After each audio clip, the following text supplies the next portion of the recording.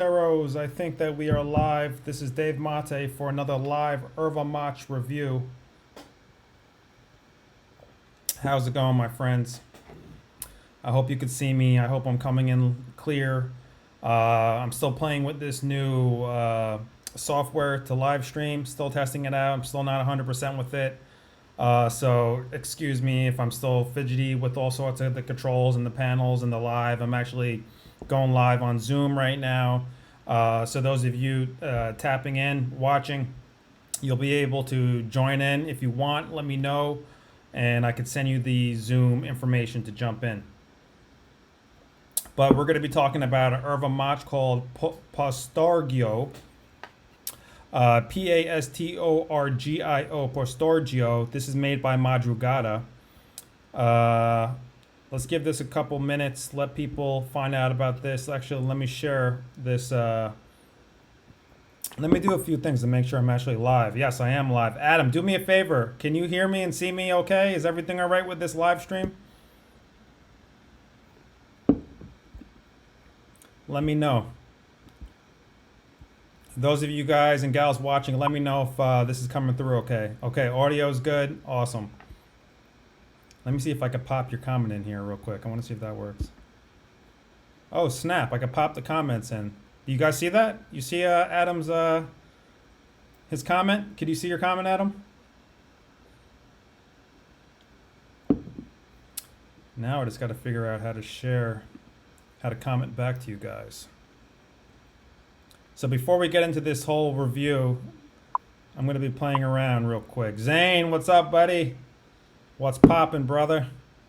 Damn, I got the OG crew in here right now. Adam from back in the day. Zane's been around for years. Wow, this is crazy.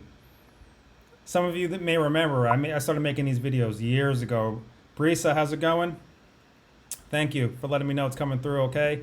Just to give you guys some recap, I think I started these online circles like back in the day, like 2013, 2012. Oh man, we were going strong. I remember back in the day, there were circles where there was like 20 people, 30 people.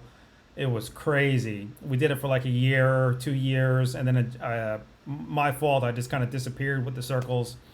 But now we're back. Let's start this again.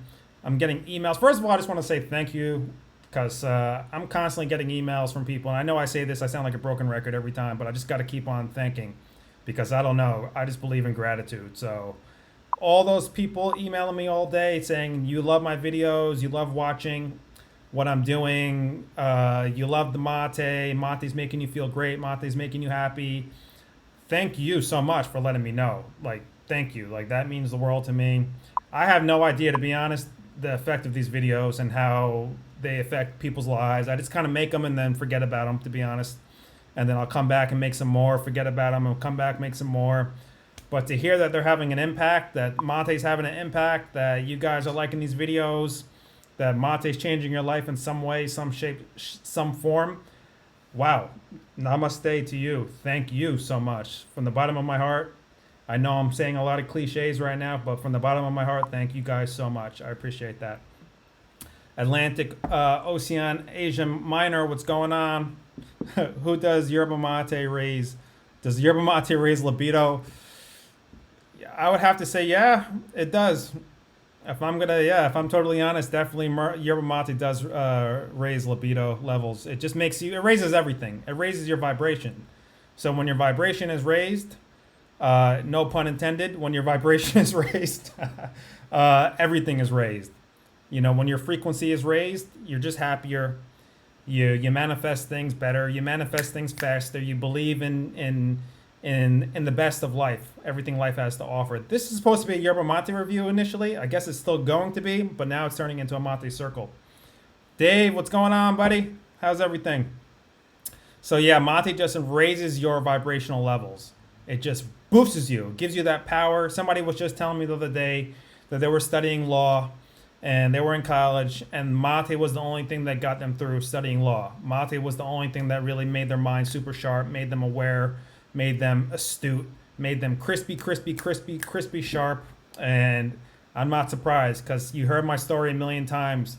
When I first realized what mate was doing was when I was reading. And I'm quite cognizant of how well I'm comprehending things. I'm just that sort of person. I could comprehend if I'm I could see if I'm comprehending something slowly, fast, what have you. And several years ago, when I started drinking mate, over 10 years ago, really, and I was like, why am I comprehending this information so much faster? Why am I learning so much better, higher quality memories, higher quality uh, connections in my mind? And then I had to admit that it was the mate. It had to have been. It is the mate. There's no doubt about it. So good, looks good, sounds good. Thank you. This connection in Brazil is a little funny sometimes, so it's not like my New York connection, but it's working and it's broadcasting. So let me do a test real quick to see if I could share Zoom with you guys. I just want to do a test real quick. Somebody jump in this Zoom circle with me just to test it out, and then you could go and then you come back later because I want to do the review, and it's probably better to do the review where it's just me. But I want to test this out real quick. I want to see if somebody could jump into this Zoom. I don't know. I never connected this software to Zoom, so I want to see how to do that. Let's see. I'm drinking that Madrugada right now. Tasty. Uh-huh. Siri's jumping in the circle. Siri, I don't need you. Why are you jumping in? I'm going to try to drop this Zoom link in the chat if I can. I Okay, I turned on Zoom. know Zoom's on, Siri.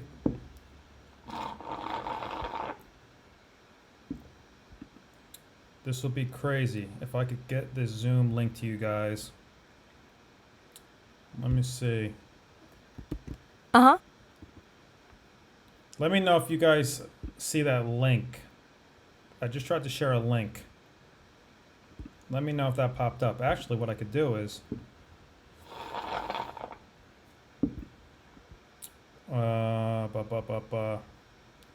yeah, I'm really not sure how to share the Zoom link.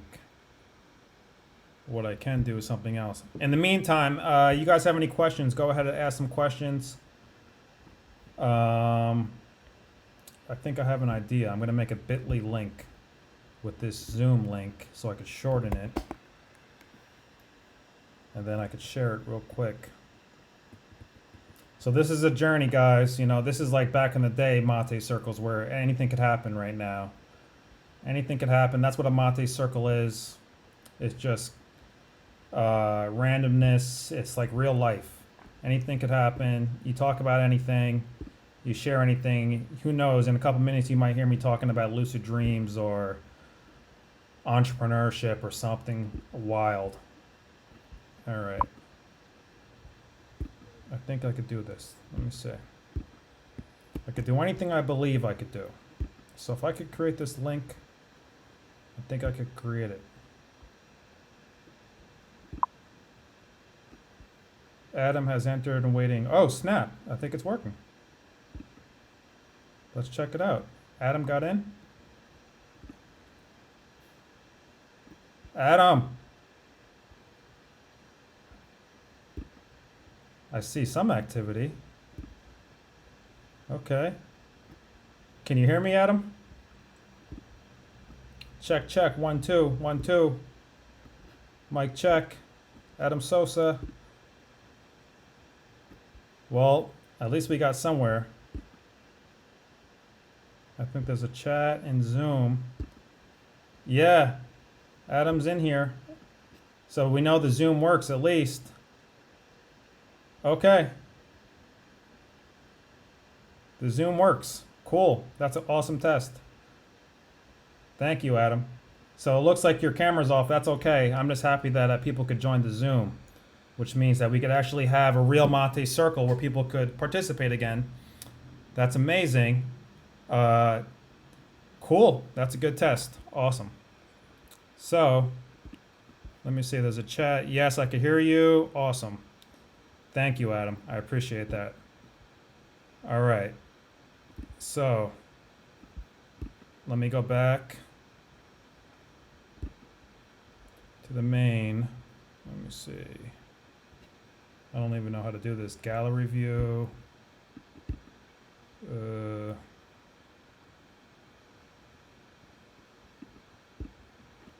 So, yeah, this is going to be crazy right now. I'm figuring out how to get this back to me.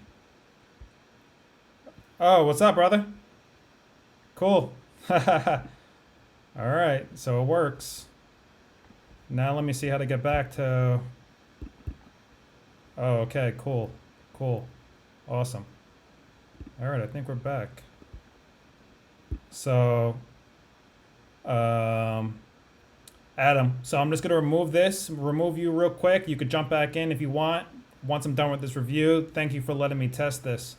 So let me remove you for a second so I could get back to this full screen. That's what I want, the full screen right now. This is like a technology lesson right now. I'm using this system called Restream.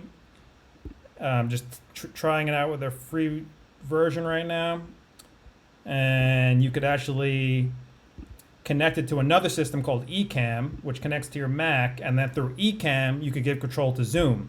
So it's 3 systems working simultaneously, multiple streams. There's about 5 different streams connected right now, which is cool. And I'm just learning this literally right now as we do this. All right, cool. So I think we're back to the full screen. Okay, cool, awesome. Thank you guys for allowing me to test that. Any questions? Awesome, Adam, you're the man. Appreciate that, brother. All right, so feel free to ask questions while I'm dropping this review. Right now, I'm in Porto Alegre, Brazil. I want to see if I could see how many participants I have in here. Forgot how to do that. Oh, I know why. I'm not looking at it through Ecamm. Okay, cool. Back in business. So, grab your mate, grab your bombisha. Let's get into it. This is my thermos. This is my Kuya. This is my local setup right now. Aloha, what's going on? All right. So let's get into this. Let me start by showing you some pictures. Let me know if you guys see this picture. Let me see. Here we go. Okay. That's the Pastorgio. There we go. There we go. All right, cool. So this is the Erva I'm drinking right now. Let me actually try to bring you in here. No, I don't want that. Let's see.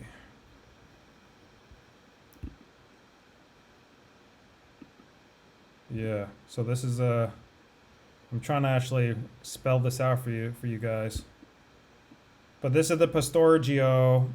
I'm not sure if you could actually see the... Let me see the spelling. Here we go. No, you can't see that. Oh, you could see that? Oh, cool. Okay. So hopefully you could see that. My screen has so much going on right now that I could barely see it. Oh, I see what's going on. I see what's going on. I gotta pull this up. All right, bear with me, folks. I see what's going on. Okay, cool.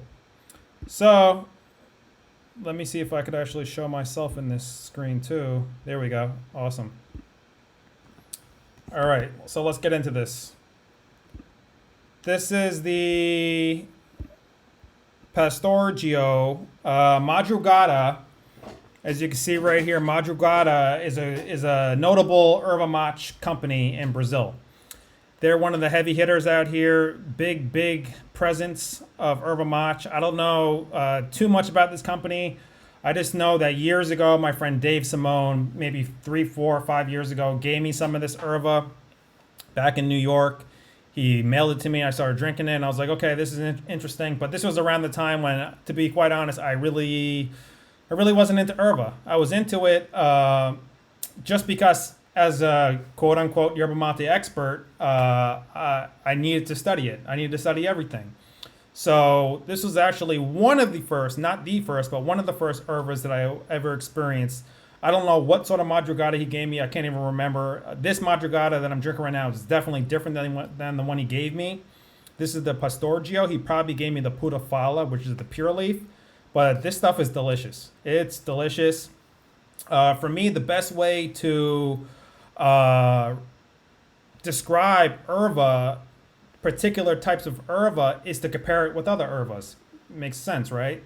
So I'm going to be comparing this Erva with the Martin Fierro, which we reviewed 2 weeks ago. I think that was maybe 2 3 weeks ago. 2 weeks ago, we did the Martin Fierro. So the best way to describe it is to compare it to that particular one. So let's do that. So this Erva is from Venancio Aires, Rio Grande do Sul.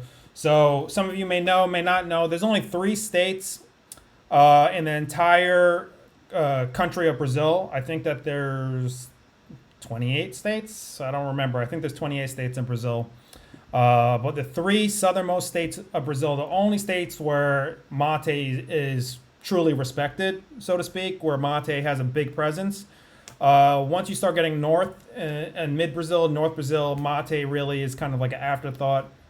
Sure, I'm sure that there's people that drink it up there, but where I am now in Porto Alegre, this is the heart. This is like the heart of the heart, Rio Grande do Sul of mate country. So I'm fortunate to be here right now, drinking mate, learning about mate, or Erva, I should say, as they pronounce it here. So this is Madrugada. Let me just read off some of my initial notes. I've been reviewing this mate on my own for a couple weeks now. It's richer with more concentrated flavors than Martin Fierro Puta Fola, which is the Erva we discussed a couple weeks ago. It has smoky elements, rich chocolate, and tobacco with more of a directness. It's more, I would say, it's sharper than the Martin Fierro. It's a heavier hitter. It hits heavier. It's a stronger. Some people may like that or may not like that. I would say that this Erva is, I like to use the word muscular. It has more of a muscular character to it. It does have this whole sophisticated interplay. A lot of these Ervas, not a lot of them, but the ones I've tried so far, most of them have this level of sophistication. You got to really take time to understand them. This was one of my problems a couple years ago, was that Erva, for me, most of it tasted quite bland. But now that I'm here, I don't know if it's just the energy of being here, being in Brazil, I'm really beginning to understand Erva and beginning to see how complex it is. But one of the things that prevents people from beginning to explore the Erva is that they don't have the proper tools. You need the proper tools to drink Erva properly. Had I been involved with Erva as much as I am now, years ago, I would have started selling the Quillas. I did, some of you may remember, I did sell some Quillas on Bombas years ago. The bigger one, the bigger Bombishas known as Bombas, or the bigger gourds known as Quilla. Yeah, a couple years ago I was selling them. But a lot of customers, they didn't understand that that these gourds are supposed to get moldy. They're supposed to get moldy, and then that's the curing process, because the mold is literally eating the excess plant material. That excess plant material is the substrate that has higher relative humidity than the rest of the plant matter. And that's the only place that the mold will grow. And the mold is actually doing you a favor. It's actually consuming that excess plant matter that's holding on to more moisture. And that's the whole aspect of why there's mold in the gourd for the first couple weeks, because that's the natural curing process. But a lot of customers, probably because I wasn't explaining it well, I'll take responsibility. But even when I was explaining it well, customers started getting scared. I'm like, oh my God, these Quillas you're selling, they got mold. I can't drink it. I'm scared. But they didn't understand that 99% of everyone in South America that has a Quilla, that has the Quilla and the Bombisha, they understand this whole mold aspect very well. They're not scared of it, and they know that that's the part of the curing process. But it's hard to explain that to people in Europe, people in North America who know about mate, and that's okay. They just didn't grow up with it. They don't know about the natural curing processes, particularly with the Quillas. So that was one of the reasons I pulled back from the whole selling of the Quillas and the selling of the Bombas. But as you'll see, stick around over the next couple months, especially when I get back stateside in a couple months. I'm going to be going heavy with the Erva, because I love it now. I'm really into it now. Of course, I'm going to be sticking with the traditional Argentine yerba mate, but now this is just another aspect of my repertoire, incorporating the herba. I'll be making more videos, teaching you guys how to prepare it properly, how to break open the codes, so to speak, of how to experience this particular type of yerba mate, known as erva mate, or chimarrão, as they pronounce it here in Brazil. So let's get back into this. This is Madrugada. Madrugada makes several different variations of erva mate or yerba mate in Brazil. This is their moída grassa. Moída grassa means that it's kind of roughly cut. As you can see in this cut, in this image here, that there are some leafy elements interspersed with the powdery elements here. This cut is referred to as moída grossa, which means medium ground, roughly speaking. Yep. Some Brazilians cure the cuias with ashes or alcohol. Yeah, that's true. Actually, let me throw that in there. Let me throw some of these live comments in here. I know this is really messy right now with all this data on the page, but why not? Let's do it. Yep, that is true. I remember actually in Argentina, they had a way of doing this. I never got in. But I should make a video of I do take my Argentine cuias, my Argentine gourds, and I put them over fire. I have my own little technique where I put them over fire, and the fire actually strengthens the gourds. It actually helps evaporate some of the locked in moisture. You got to be careful though; you don't want to overly burn your gourd. But I should make a video about how I do that. So let's get back into this. Textured mouthfeel during the initial cycles of powder. Entering the bombisha has a syrupy viscosity. The viscosity is the mouthfeel. How does it feel in your mouth? It's kind of syrupy. The cycles, for some of you just tuning in and don't know what a cycle is every time you finish a gourd. Every time you sip this to the end and you hear that eponymous slurp, which is actually polite, it means you finished everything. That is called a cycle. So the first several cycles, it's actually normal to get some of the powder into your mouth. That's actually quite normal. Just drink it. I just drink it. Mate is food, so I just drink it. This herba has a strong minerality. You're really tasting a lot of minerals. It tastes like kind of like a multivitamin. A lot of rocks and stones elements coming through, kind of stony, I would say. For those of you who are into wine, you know what I mean. When you're tasting that wet concrete, you're tasting that stone element. Has mild floral notes to help brighten up that dank body. The body is quite dank and heavy, and as I said, muscular. But the interesting thing about this herba is that it has that brightness coming through. It has those floral tones coming through. It almost reminds me of some gaucho mates. There are some of these gaucho mates like Canaria Serena that have these floral aspects to it that cut through that doughy, thick, chewy element to it. So these floral notes, they kind of give this mate some levity, gives it some buoyancy. There is that malty component to it. Most of these mates are malty. It has that creamy aspect to it. These are just kind of typical descriptors of mate from this region. You're going to get that malt, you're going to get that milk, you're going to get that cream. No doubt about it. I would say that's like 90% of all the herbas out here. You're going to have that component to it. The soft edges, the sharp edges are rounded. They're softened by these creaminess aspects. On the nose, there's dough, oats, clean barnyard, pancakes, pancake batter, soft cinnamon, warm oatmeal. It's quite comforting, soft and easy. You're going to get that milky, hot chocolate. The cut, can't see that too well because of the, let me see. So the cut, as I said, is the moída grossa. I think I spelled that correctly, which is a kind of a medium body cut. Has a low, I can't read that because of the overlay content of okay, so it has a good amount of powder, but it has a lot of pure leaves as well. Splinter palos, those thin little palos. It has the monster palos, the thick palos. It's a nice cut. Let's move on to the next page if I can. Let's see. I don't know why Siri keeps on popping up.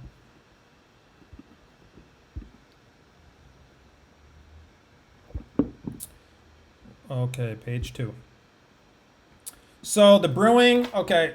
So as some of you may know already, some of you may not know, it's really subjective when it comes to the brewing. I know that there's a lot of like aficionados with like tea and coffee, and they got their calculators and they got their thermometers, and then they're like, yeah, this has to be brewed at 147.2 degrees Fahrenheit for 34.867 seconds, and then it has to be rainy, and it has to be in a damp environment that day, and you have to be wearing a red shirt. Like, I'm not gonna knock that. I'm impressed by those people. I'm kind of like that too to some degree. But the longer I go on this journey, the less like serious I am with this mate thing in terms of how to prepare it. Because there's been times when I burn the hell out of the mate intentionally, and I'm like, wow, this actually tastes pretty damn good. I just used water that was 212 degrees Fahrenheit in this mate that I've been telling people to brew it at a perfect 155 degrees Fahrenheit. But now that I burned it, I'm tasting these notes that are incredible that I would never have tasted before if I stuck to my rules of, the general rule is the lighter the mate, the lower the temperature. Or the danker or the more robust the mate, or the longer it's been aged to some degree, there is a correlation. The higher the temperature, because it could withstand those higher temperatures. So, and mate like Anna Park, which is quite delicate, which is interesting because it's actually aged for a long time. You're not going to want to use water that's 180, 190 degrees Fahrenheit or 85 degrees Celsius, because that's going to make it super, super, super heavy on the palate. But at the same time, some people may want it to be super heavy on the palate. Who am I to say not to do that? I'm just giving guidance, general guidance, based upon my own personal experience with these mates. But please take what I say as a grain of salt in terms of preparing the mate. You got to go on your own journey and use water temperatures that you like for yourself. There's no hard rules here. What's going on? Dizin Sonas. Sorry, I totally mispronounced that, but salud. So this mate, for my particular preference, I like it on the cooler side. I like it a little bit cooler than I liked Martin Fierro. I like this one around 165. Martin Fierro I liked around 170, even 180 at times, because it could just deal with that. I like that super dankness. This one, since it's kind of more mineral, has more minerality to it, has these more subtle notes in some degrees.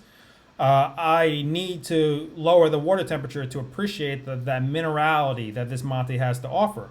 So, like I said, there's no hard rules when it comes to preparing ervas. Try water that's very hot. Try water that's very cold. I mean, look at Paraguay. They don't even drink hot mate. They do, but I mean, their main thing is cold mate. Most of the country is drinking cold mate all day long. So there you go. They're not even using hot water for the most part, and they're drinking cold mate, and they have a whole nother culture out there. Maybe I'll go to Paraguay next and study the tereré over there and then report back, because that's fascinating. They don't even use hot water. They do. Some people do over there, but for the most part, since the weather's so hot over there, they drink tereré. Tereré is cold yerba mate. So let me show you a few more pictures, and then we'll wrap up this Erva Mach review. Again, this is Pastorgio Moída Grasa medium cut from the company Madrugada, which is a company here in southern Brazil. So let's see. Let me show you a couple more pictures. So this is the cut. I think you can see that. This is the cut of the Erva. Really nice, really cool. Let me see if I can zoom in here. Can I zoom in? Oh yeah, I can, but it's zooming in on my Zoom. So let me see what else I got for you. Nope, that's actually Martin Fierro. What's going on, Abud? Pastorgio. There we go, Pastorgio. Look at that. This is how they sell the Erva, right in a bag, just like this. Boom. When I bought this Erva, I bought it by the kilo. I didn't even buy it by the brick. I bought it by the kilo, and then I was like, oh snap! There's actually the kilo right here. I'll show you. Let me see. Mm-hmm. No, Siri, get out of here, Siri. Let's see. Let me show you the kilo. There it is. Pastorgio. The R's in Portuguese are pronounced like H's. So pastorgio. Pastorgio. Moída grossa. I got to admit, this language is kind of tough. I've been here for several weeks now. And though I understand Portuguese, I'm not learning it as fast as I learned. Well, I shouldn't say that. Actually, I'm learning it faster than I learned Spanish because I know Spanish already. So I'm able to use that to speak Portuñol. But even with that said, this language is kind of complicated. I got to admit, Portuguese is a complicated language compared to Spanish. It makes Spanish look easy. But anyway, Pastorgio, this is the Erva. This is where I bought it at a place it's about a 20-minute walk from where I'm living in the center of the city, what they call the historical district of the city. And native just means is locally grown for the population. Locally grown, designed for the Brazilian palate.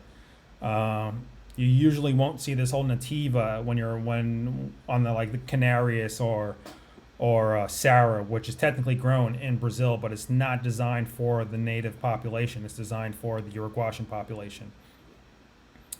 So that's it, folks. This is just a quick little review on Pastorgio. If anybody wants to jump into a circle, feel free. Let me know. I'll share that link. There is a Zoom link. I think people could jump in if they want.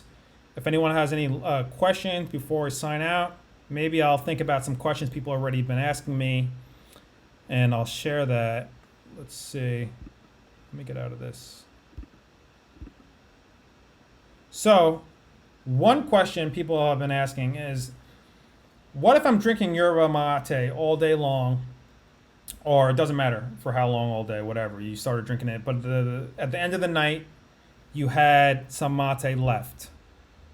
And a lot of people have been asking, what can I do? Do I have to throw away that erva, or can I continue to drink it the next day?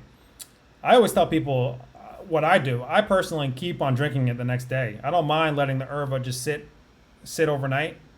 If it's still good, still strong, I just let it sit overnight, and then the next morning I wake up and boom, I just keep on drinking. I'm not worried about it sitting around overnight. But that's the one night rule. I would never keep mate in the gourd for over a day. No way. One night, that's it. The next day, I'll wake up in the morning, start drinking it, and there you go. So another question I've been getting for years is this whole thing about smoked mate. I think I even spoke about this last time on the last video, but I'll speak about it really quickly again. People are like, I don't want smoked mate. I'm worried about smoked mate. I read about all these bad things about smoked mate. Well, first of all, there's been no study in the world, as far as I know, that has ever proven smoked mate to be harmful to anybody. But if you understand, basic science of how carcinogens work, we know that anything that has heat, hot dogs, steaks, anything you make that is exposed to high temperatures is going to alter the molecules of that particular food, and that alteration could potentially lead to something happening in the future.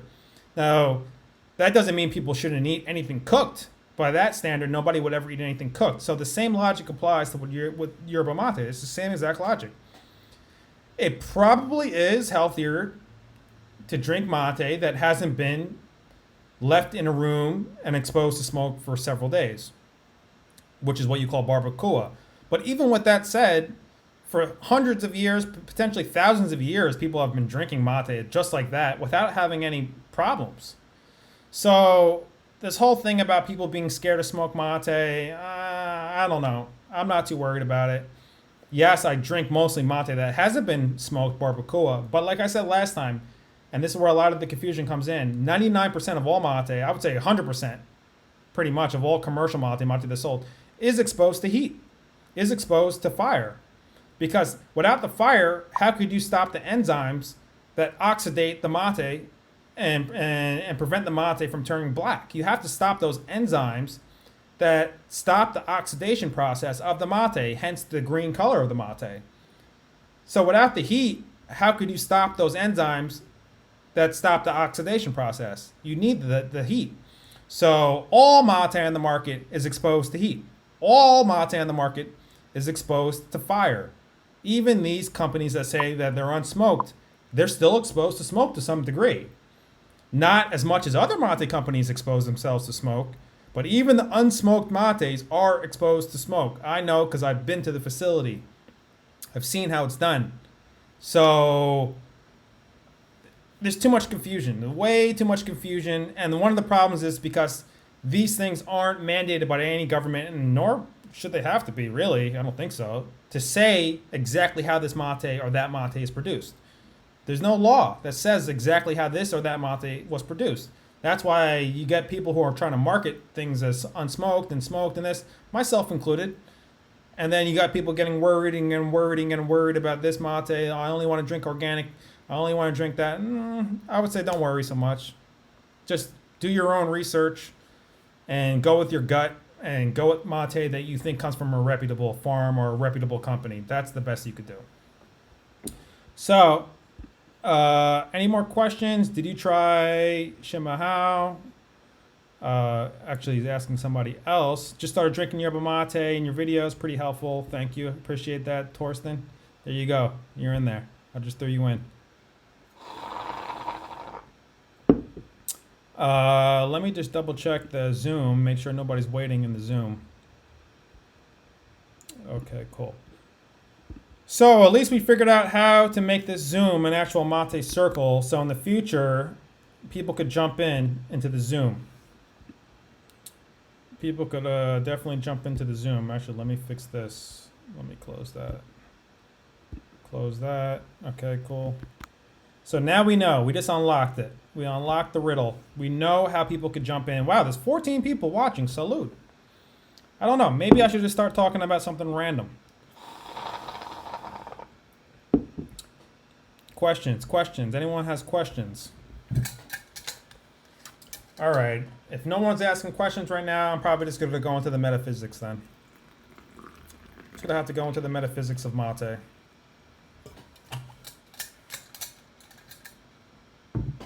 I'm just going to have to go into the philosophy of life. I was just reading this article. All right, let me share a dream with you guys. I had a dream. I have dreams every night. Everyone has dreams.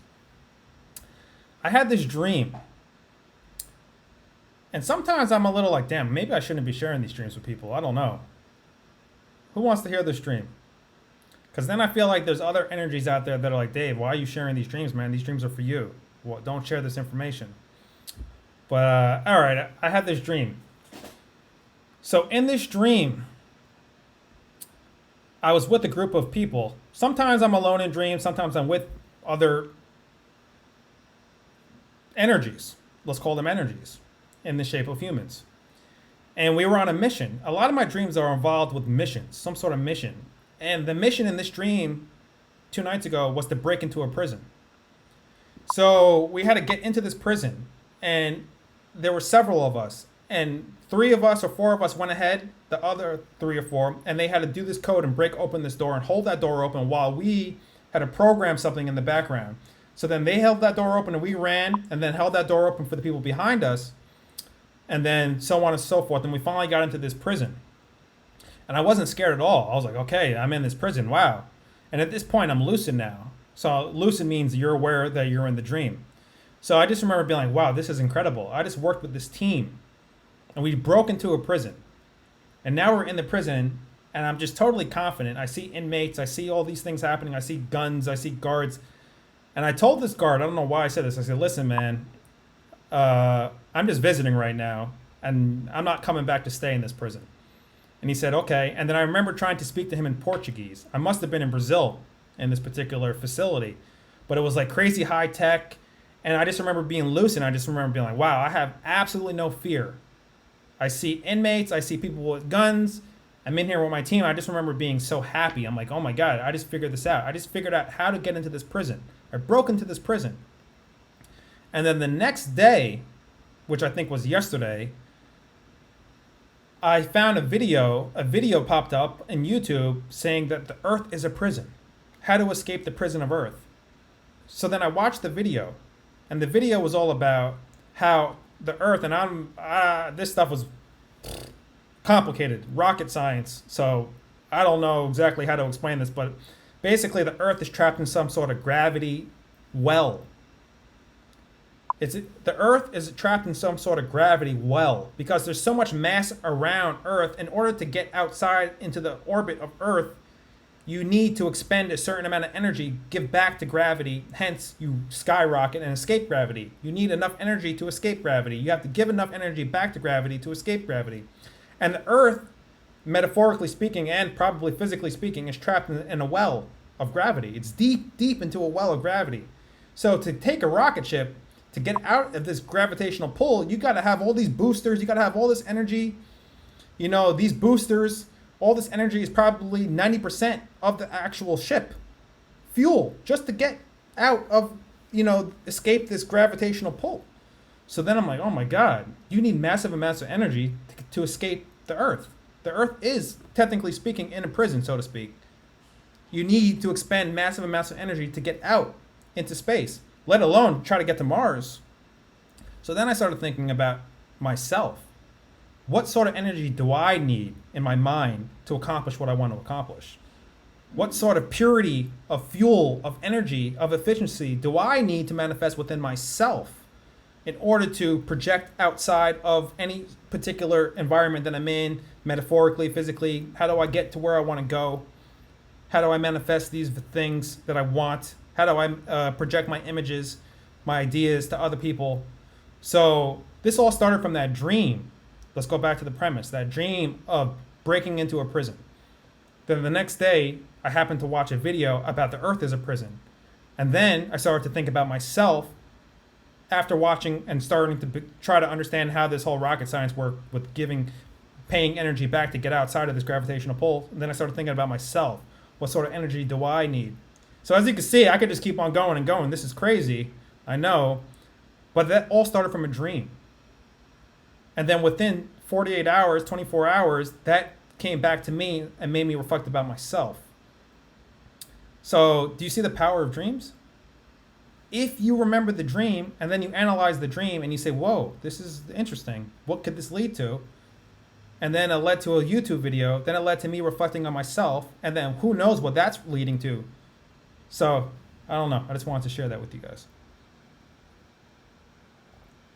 Somebody just put their mate aside for 10 years. What's up, Donald? What's going on, buddy? Now he's back with it almost every day. That's awesome. Donald, I hope you don't mind. I'm going to share this with the community, what you just said. That's cool. I appreciate that. Definitely appreciate that. Of course. You know, this whole thing with the corona. Oh, man, let's talk about the corona a little bit. We're never going back. Things are never going to be the same after this whole corona event. Things will never be the same after this. Sometimes I think about this. Okay. How long will it take for people to go back out and go to the bars? Let's just use the bars as an example. And be able to trust somebody again, to, give them a kiss on the cheek, to take a sip out of their drink, to hold their hand. When do you think that will be normal again? Will that ever be normal again? I argue that will never be normal again. To some degree, obviously, it will be normal again. But to another degree, that will never be fully normal again. Something tells me that there's always going to be now some level of suspicion amongst ourselves now after this coronavirus. But then I have to tell myself, I'm not going to let that affect me too much, because if you look at the scope of humans on this earth, how many other viruses have come and gone and we've lived through it? And people who are, living in this time aren't even really thinking about those plagues that happened 100 years ago, 200 years ago, 300 years ago. So yeah, even as it relates to the mate, someone just said to even share a bombisha again. When I was in Argentina a couple years ago, living there for several months, I just mate circles every day, sharing the bombisha every single day, sharing this with people. I didn't even think about it. There were times when I shared it with people on the street, random people on the street I was sharing mate with, and I didn't care. I wasn't worried. But is that ever going to happen again? I don't know. Honestly, I don't know. I mean, I'm not too worried. I'll probably continue to share mate with people, as this thing blows over. I don't know. I feel like I'm just not too worried about it, contracting anything by sharing mate with someone. Yes, am I exposing myself to potential corona in the future? Yeah, but am I going to live my life that way? It's kind of like, am I never going to cross the street again because I may get hit by a bus? I can't live that way.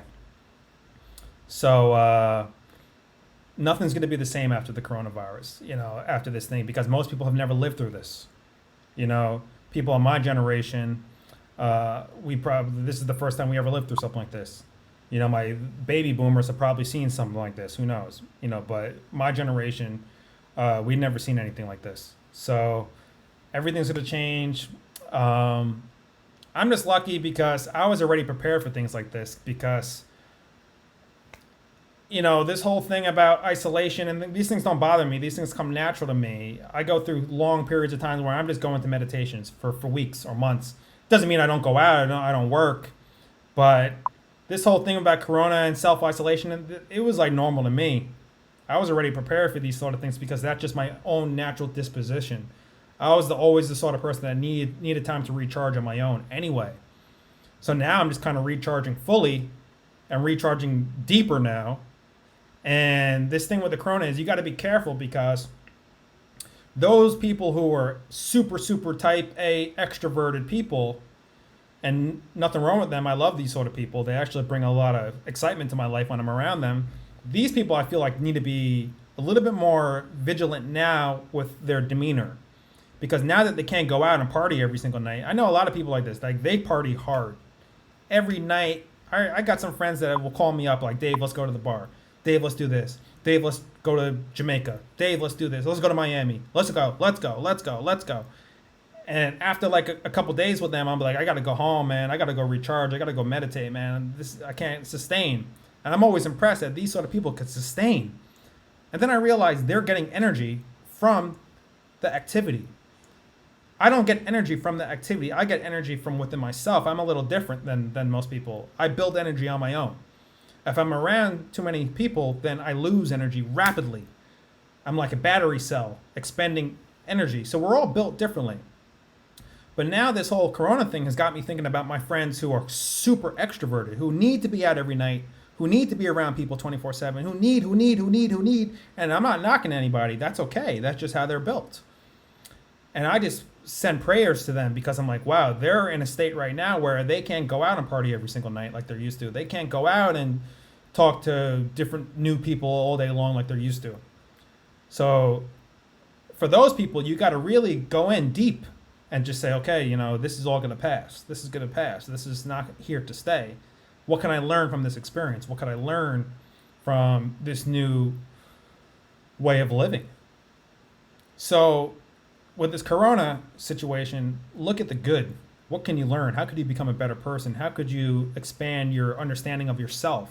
If you understand yourself better, then you can't lose. And that's how I look at the coronavirus. I look at it as what am I learning more about myself right now? Someone I know predicted the isolation in a dream. It's crazy because I didn't know this whole thing was going to pop off with the corona in New York. But now that I think about it, it's kind of like maybe there was another aspect of myself that told me to come to Brazil at the perfect time. Because literally, after 3 days of being in Brazil, I've been in Brazil for over a month now. That's when the whole thing popped off in New York. And I'm like, I got out of New York at the perfect time. Literally got out of New York at the perfect time. And then I started thinking about this series on Netflix called Sense8. Sense8, please watch that. Watch Sense8 on Netflix. Genius, brilliant series. Some people think it's corny. I think it's genius, honestly, because it deals with every person being able to network with a group of people. There's a group of energies everyone's networked with. You ever like think about, how did I know how to do this? How did I know not to do that? How did I know to all of a sudden do a karate move and get out of this particular fight perfectly? Did you ever consider that there's other energies helping you? Did you ever consider that there's other forces inspiring you? So when I got out of New York at the perfect time, I started thinking about what energies was I communicating with that helped me get out of New York at the perfect time. Not to say that those people in New York right now are screwed. They're not. I got tons of family there. But the Zoom just ended. That's crazy. Hold on. Zoom, I have a free account, so Zoom is over, guys. But I think I can still record. Yeah, I'm still gonna record here. 1 second. Let's see. Okay, so the Zoom was cool. That's over right now. But let me get back into... Okay. No, we don't want to do Zoom anymore. Zoom, peace out.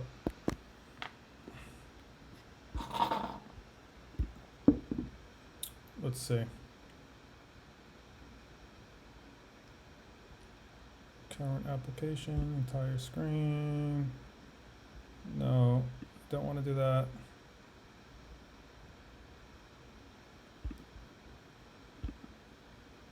Okay.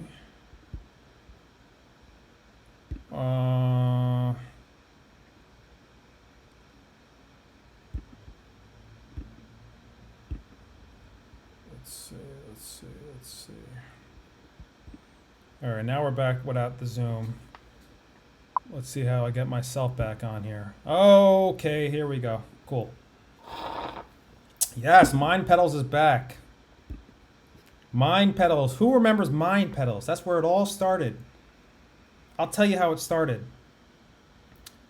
And then I'll try to get back to my other train of thought about the coronavirus. But Mind Pedals started in 2006 when I was living in Manhattan.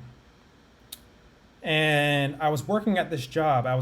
The longest job, here's a little history about myself. The longest job I ever had in my life, and I don't say this to be cocky or anything, this is just the truth. The longest job I've ever had in my life lasted 3 months. 3 months. That's the longest job I've ever had in my life. Why? Because I had a problem. The truth is I had a problem with authority. So any job I ever had, I'd either quit or get fired my entire life. I didn't have many. I only had maybe 5 jobs in my entire life. So I knew I was destined to be an entrepreneur. I was an entrepreneur from the age of 12. My first business was I was selling candy in school. And I've tried. I wish I could be one of those people that could go work for someone else and work a regular job. That would be great. That would make my life very easy. But I'm not that sort of person. I've never been that sort of person that could work for somebody else. That's why I'm an entrepreneur. Entrepreneurship is my destiny. It's my blood. So my last job I ever had, I'll never forget this job. I was a project manager at this software company. Some of you may not know, but I taught myself about computers since I was 12 years old. I just known about computers, software, things like that. A little bit about programming, a little bit about a lot of different things. But anyway, I got this job at a software company. I was a project manager. And every single day I was there, I hated the job, to be honest. I hated it. But every single day I was there, I was coding my own website called mindpedals.com at the time. I was making my own website. And I guess that my boss kind of caught on. And I knew that I had, if I stayed there for at least 3 months, that I would be able to go on vacation for free, paid vacation. So I worked there for 3 months and I got paid $10,000 or $12,000 I saved up the first 3 months I was there. And I was living in Manhattan, whatever, my bills were high. And then I remember the day that I was going to quit was going to be the day I got back from my vacation. But the day before I took my vacation, I got fired. So my boss was smart. He knew. He was like, oh, no. This guy's trying to stay on for 3 months to get the 2 weeks paid vacation, then leave. Anyway, so then after I left that job, that's when I started Mind Pedals. It was ready. I took those 3 months of working at this job as a project manager. I made the $12,000, saved $12,000, and I hired a team of people to help me design and program this website. And that was one of my first online businesses. One of my first, not my first, but one of my first. And then that was Mind Pedals. Then I started making videos about just talking about life philosophy. And the channel was called Mind Pedals on YouTube. It's still there. Check it out. You'll see me, a younger version of myself, talking about all sorts of stuff. There used to be 350 videos on that channel, but I took down about 95% of them. Some people say, why did you take them down? Because that's my older version. I was talking about psychedelic things, talking about all sorts of things that I didn't necessarily want to be on the internet anymore. That was another mindset. My mind has evolved since then. So I took down about 95% of those videos. There's probably 20 videos still left on that channel. You can watch them if you want. Mindpedals.com, Mind Pedals on YouTube. And then that website was great because that website basically helped me travel the world during that time, during that era. And this was back in 2006 because all this money started coming in from that website. And I'm like, I didn't know, I was like 21 years old, something like that. 20 years old, 21 years old. And I'm like, oh my God, look at all this advertising money coming in. This is crazy. Let me go travel. I just quit my job and now things are going well with this website called Mind Pedals. So I started traveling for years. I was traveling for years, mostly South America, mostly Argentina. And that's what brought me to mate.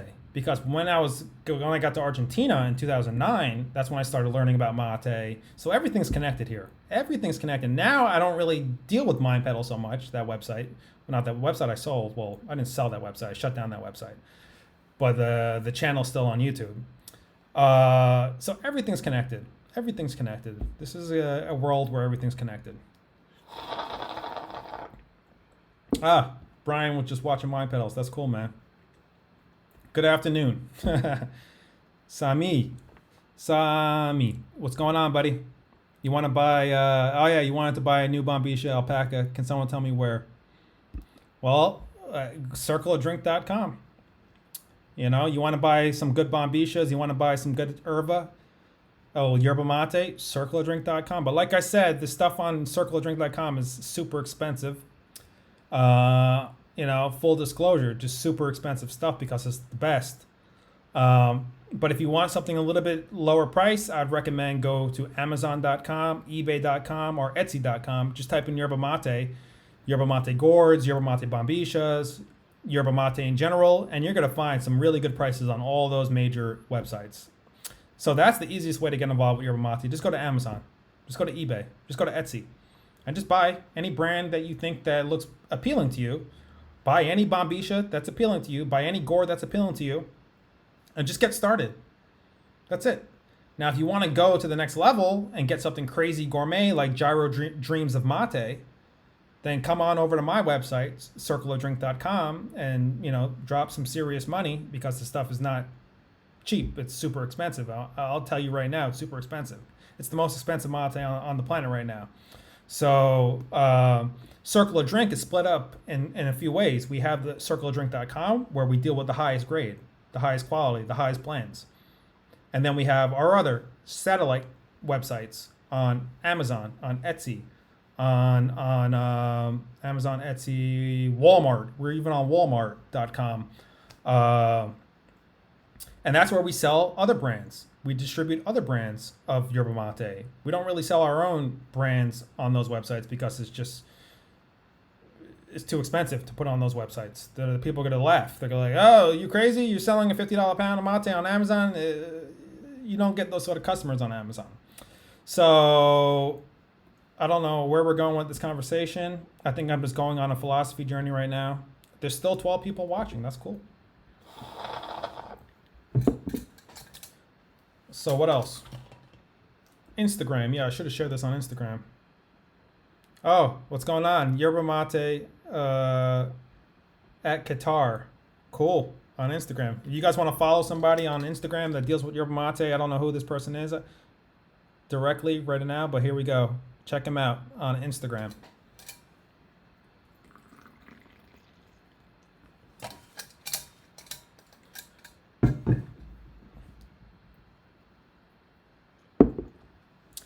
One thing I really like about yerba mate drinkers is that a lot of yerba mate drinkers I come across, they're just nice people. Just really, really nice people.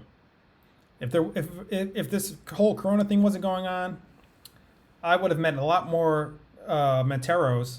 Right now, it's during the quarantine in Brazil. A lot of people are just in their homes. They're scared, and that's okay. That makes sense. You gotta social distance, and you gotta help defeat the numbers of the virus expanding. I totally agree with all that. Makes total biological sense. I'm probably gonna end up coming back to Brazil next year. I'm probably gonna be in the northern part of Brazil though. I'm gonna go to the beach next year. Get a little beach house, stay on the beach, just to compensate for everyone being isolated right now in Brazil. I didn't really fully get to experience it the way I wanted to experience it. So next year I'm going to overcompensate and I'm going to get a beach house in on Copacabana or somewhere and just go crazy for a couple months. You'll see me out there next year. We'll have some mate circles on the beach or something. How do you deal with caffeine withdrawal from mate? Okay, let me throw this on here. Well, I don't know. Because anytime that I experiment and stop drinking mate, I'm personally okay. I could just I'm one of those sort of people that I don't have an addictive personality. I believe addiction is genetic for the most part. Call me crazy, but I really believe that addiction comes down to your genetics. Some people could sniff a line of coke one time in their life and never do it again. You got another person who could sniff a line of coke once in their life and they become an addict for the rest of their lives, or their life is destroyed, their family's destroyed, their money's destroyed, everything's destroyed. Now there's a lot of gray area in between.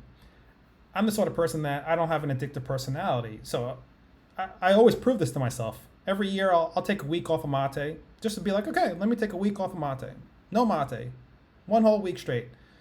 And yeah, I do feel the effects, of course, when your body's not getting the caffeine or the mate, you're not getting those effects anymore. I just learned to ignore it. I run, I work out even harder, I drink more water, I go into a deep state of meditation every day and just tell myself everything's okay. That's kind of how I deal with it. Any sort of habit that I'm trying to break. So if you're trying to break a habit, I don't know. I mean, I'm not really qualified. I don't have that understanding of how a doctor would explain it, or a psychologist or psychiatrist. I could only say what I would do. What I would do is I would just go into a state of meditation. And I know that sounds kind of woo woo woo woo, but that's just what I would do. That's just the truth. Every day I would make sure I'm meditating at least half an hour a day, which I still do to this day. I would do my yoga. I would go on long walks. I would try to replace those habits with other habits. That's whenever I want to change a habit, I replace them with other habits. If I want to, like for instance, I haven't, just for fun, I stopped drinking. There are times when I do drink, but there are other times where I tell myself, all right, I'm going to go 3 months, not one drink, just because I want to do that. I don't believe it's good to be drinking every single day. That's just me. So I'll just take, no, I'm not going to drink for 3 months or 2 months or 3 weeks, whatever it is. And that's okay. It's very easy for me to do that. So for the past month and a half, I haven't had one single drink because I don't want to. And I want my mind to be super sharp. Everything works in cycles, Maybe in another month I'll start drinking again some wine or some beer. Maybe I won't drink for another 2 years. Who knows? But I'm constantly doing all these little tests with myself. All the time I'm constantly testing myself. Always testing myself to see what I'm made of. So anytime I find something that's taking control of my life, or not necessarily taking control of my life, but it's having a strong grip that I don't want, I'll be like, all right, let me just break that connection. Let me break that connection. And let me go into another route. You got to have a flexible mind. Your mind needs to be super, super flexible to go into different directions and adapt. A lot of times I've seen this happen, let's use drinking for an example. They start drinking and they've been drinking their entire lives, since they were in high school, college, and now they're adults, now they have kids, and they're drinking, and they can't stop. Even though they're not alcoholics. They're not alcoholics, a lot of them. They just can't stop drinking. Every day they have to have their wine. Every day they have to have a couple beers. Every single day they have to. And the second they stop, their life falls apart.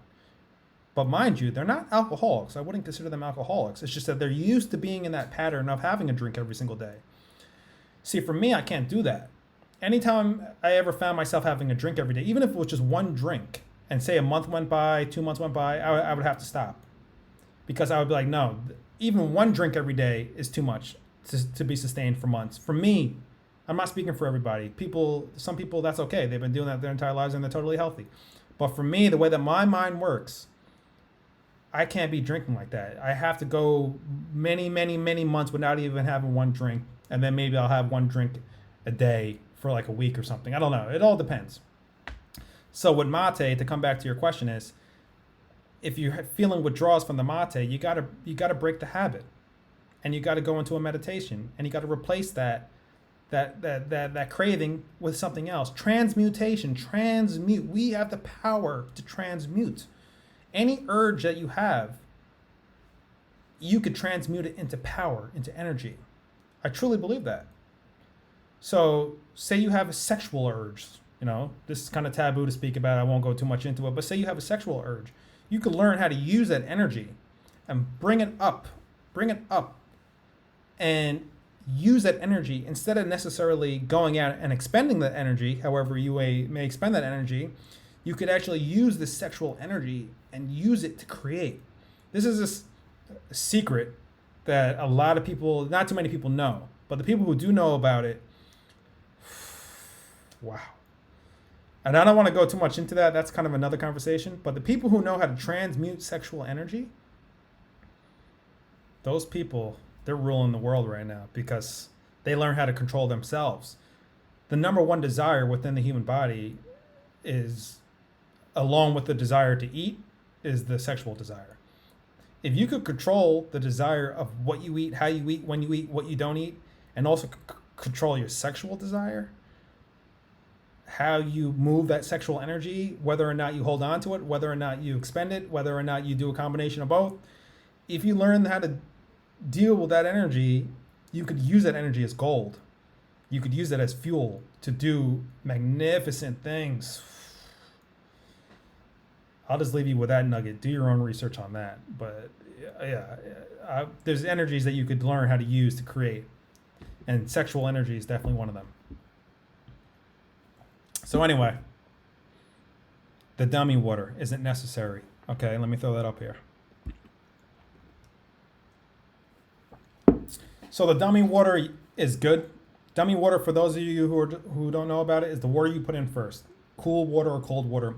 That water helps prepare the erva from getting burned when you add the hot water. So yeah, I use dummy water. It actually does make a difference.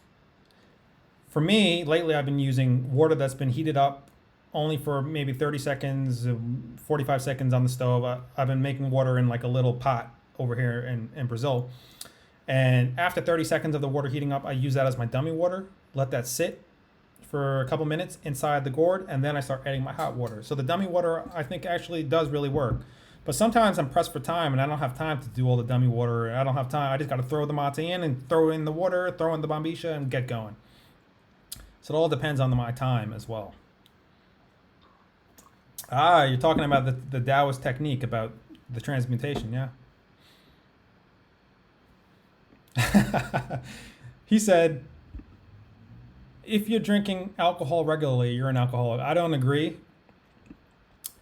because I believe there's a difference between, okay, so for instance, in physics, there's a saying, correlation doesn't prove causation. So say you're driving behind a car, a big truck with pebbles. I think I spoke about this once.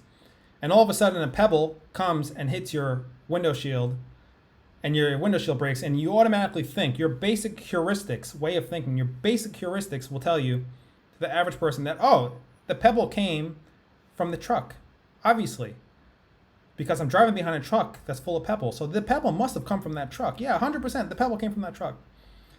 So just because there's a correlation between your car and the car ahead of you that has the pebbles, that doesn't prove that the pebble came from that truck and broke your window shield.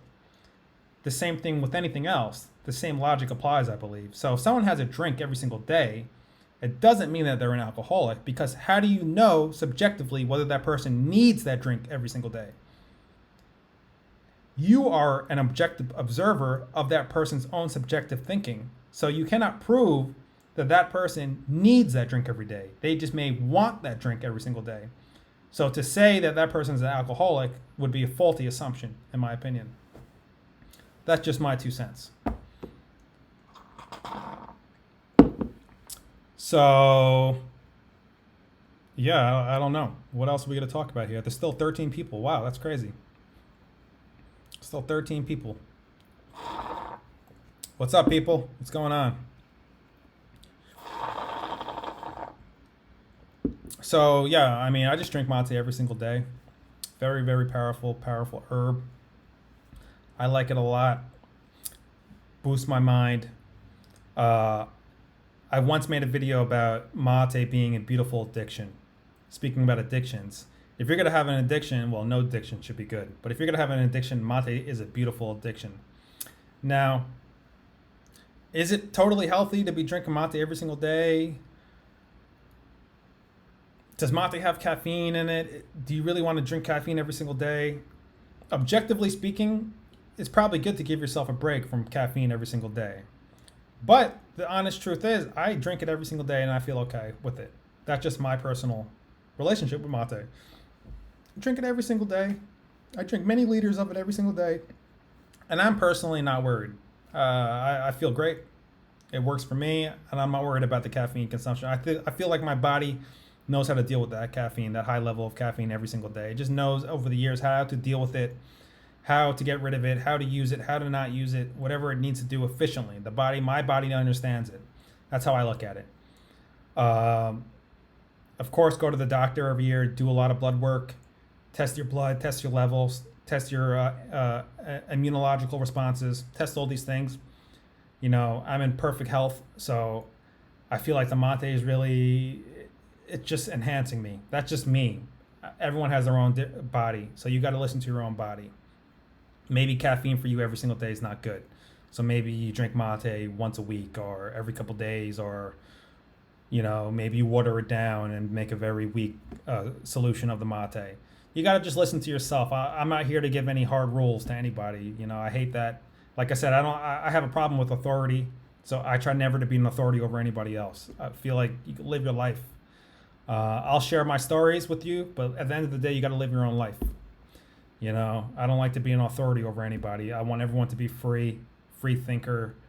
You know, sometimes when you take too much of an authority, when you listen to authority too much, things could go wrong. Let me give you an example. 15 years ago, I went to the doctor. And I said, listen, I have a hernia. I have an inguinal hernia. I need surgery. The doctor said, all right, let me test you. So he's like, okay. So this is the urologist. He's like, all right, let me test you. He starts feeling me around, doing all that stuff. And he's like, no, you don't have a hernia. I'm like, yeah, I have a hernia. It's an inguinal hernia. He's like, no, you don't. I said, yeah, I do. He's like, okay, fine. You think you know what's best for you? You think you're the doctor? Okay. Susan, schedule him surgery, 2 weeks. Stony Brook Hospital, 2 weeks. Schedule him. He thinks he knows. So I'm like, yeah, please schedule me. Yeah, I'm ready. I need surgery. So 2 weeks later, I go and get the surgery. And now, flash forward, I'm waking up from the surgery, and he's coming in. He's like, oh my God, Dave, you had a hernia, man. You were right. You not only had a hernia, but you had a big piece of omentum, which is like a part of your lower intestines that could protrude through. He's like, yeah, we had to push that back in, internal stitches, internal sutures, external sutures. You were absolutely right. Sorry, man. Like, yeah, you were right. So what would have happened if I listened to that doctor? If I didn't listen to my gut, if I listened to that doctor who had these 14 years of medical experience, what would I could have died potentially. Yeah, some people live with hernias for the rest of their whole lives, and okay, but you could have a strangulated hernia, gangrene hernia, and you could die. So you got to listen to your gut. If I didn't listen to my gut and tell this doctor to schedule me for surgery, I would have been suffering through a hernia. And that could have had fatal repercussions. Don't be scared of the doctors. You're hiring them. Don't forget that. The doctor is someone you hired. I'm always shocked when the people are scared to talk to authority. They're like, oh my God, the doctor's right. Oh, the lawyer's right. Oh, the accountant's right. They're all right. And I'm so stupid. I can't talk to them. No, I never have that attitude with people who have these degrees. The way I think about it is, yes, be respectful, but don't forget that you are hiring these people to work for you. My accountant works for me. My doctor works for me. My lawyer works for me. The second I think the roles change and I begin to think that I work for them is the second that everything falls apart. So don't give your authority to these people who have their degrees and who maybe they're your lawyer, maybe they're your doctor, maybe they're your professor. Just because they have these degrees, it doesn't mean that you need to give tacit consent to everything that they say. I remember in high school, some of my friends who are probably watching this now, or people who remember me from high school, you may remember I used to get thrown out of class all the time when I was younger because I used to ask the professors and the teachers questions that they didn't like. I used to say, well, why did this happen to these Indians, and weren't these people also slaves in America? And I used to come up, because I used to go home and study. They didn't like that. They used to say, that's it, Dave. No, I'm not even going to answer your question. Get out, get out, get out, get out. So I'm sure some people who are watching this are probably laughing right now because they remember the teachers throwing me out of class. But my whole point is, just because someone has degrees, just because they're in a position of authority, it doesn't mean that you have to give them tacit consent. You still got to question them. And especially if you're paying them, never forget that they're working for you. They are working for you. Okay?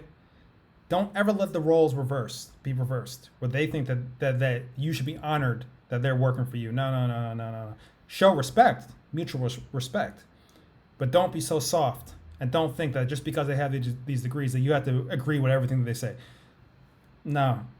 Sorry. Yes, that's great. You have your degree. You're a surgeon. You're a lawyer. And I respect that. But I'm still going to question you. And I'm still going to try to extract the maximum amount of my energy exchange that I've given you to have this consultation with you. Otherwise, what's the point? So, yeah, I just went on a little tirade right there, a little rant. Any thoughts or concerns? This guy Brian's throwing in some good questions. Drinking mate every single day and not feeling the benefits.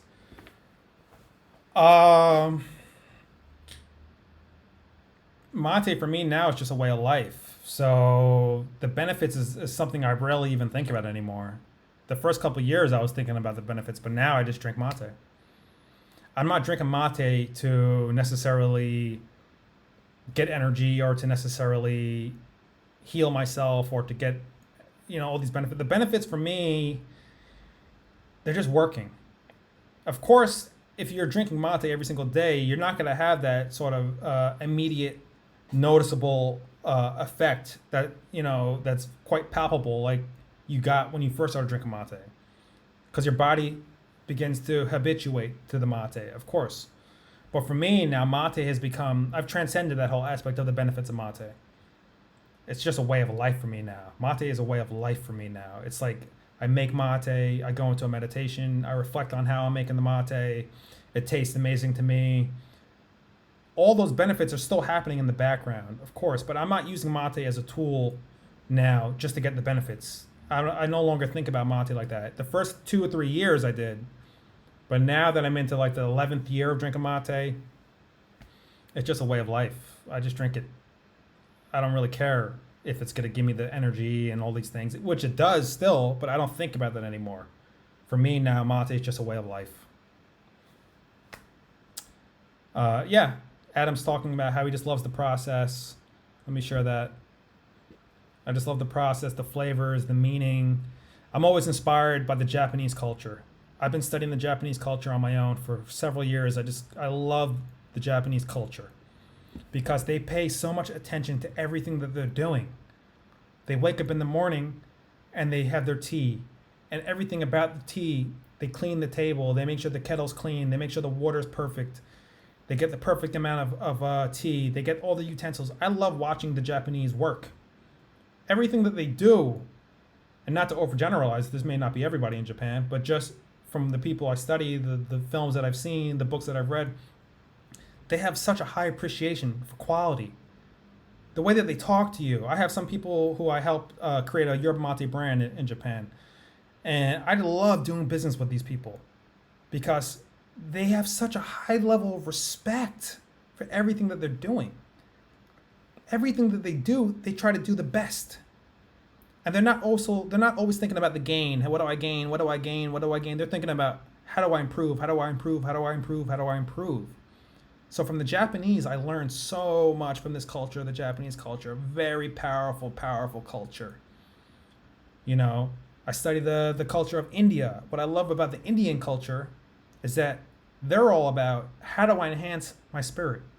How do I enhance this energy within me? How do I harness the power that I already have, that I've always had? Now I'm here in the physical again and again and again on earth. How do I keep on improving this energy within? So when I study the Eastern philosophy, that's what I get from them. When I study Taoism and Hinduism, I learn about how do I improve this inner aspect. Study other cultures. Don't just stick to your own culture. Study other cultures, study other languages, study other foods, study other processes, and be inspired by other people.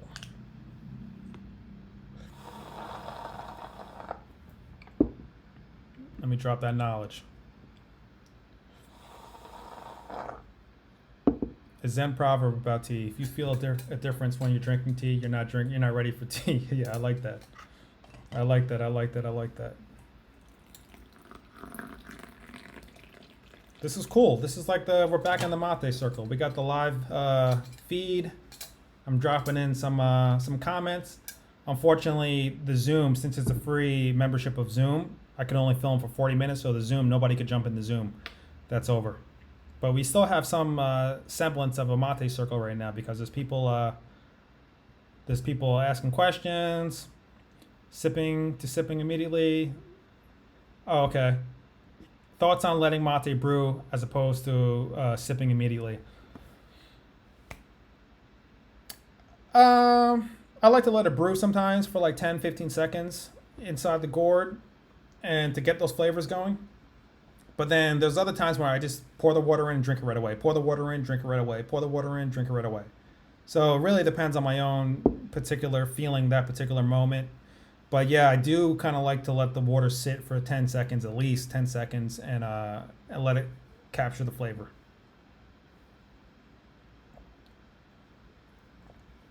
Nice. Star anise.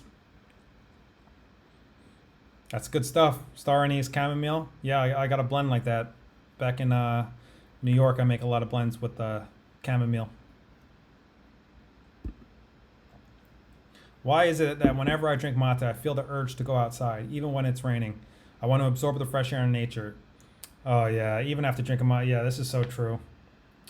Actually, I miss drinking mate outside. I haven't had a drink of mate. Well, I have my patio out here, but since I've been in Brazil, I haven't been drinking mate outside, apart from my patio. But there's something about drinking mate outside that's powerful. Oh my God, mate always tastes better when you're drinking it outside. I don't know why. It just feels like that's where you're supposed to be drinking mate. This is making me very nostalgic about Argentina.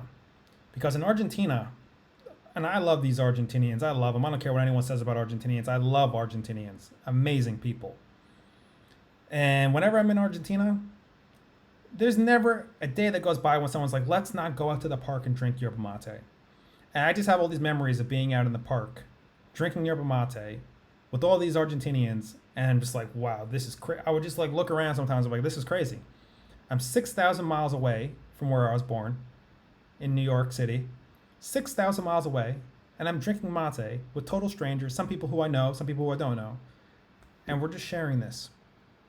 And we're just talking about life. And people are happy. And nobody's talking about negative things. And I would just be amazed sometimes. This is what inspired me to write the book, Mateology. Check out my book, Mateology, on Amazon.com. And that's what inspired me to write that book. That book is a narrative of my experience in Argentina, learning from the Argentinians. Literally, the first week I was in Argentina, I was invited to people's homes. Can you believe that? The first week, I didn't know anybody in Argentina. I was invited to somebody's house in the country.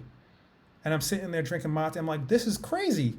In New York, this would never have happened. You just meet someone random, and now you're at the country house.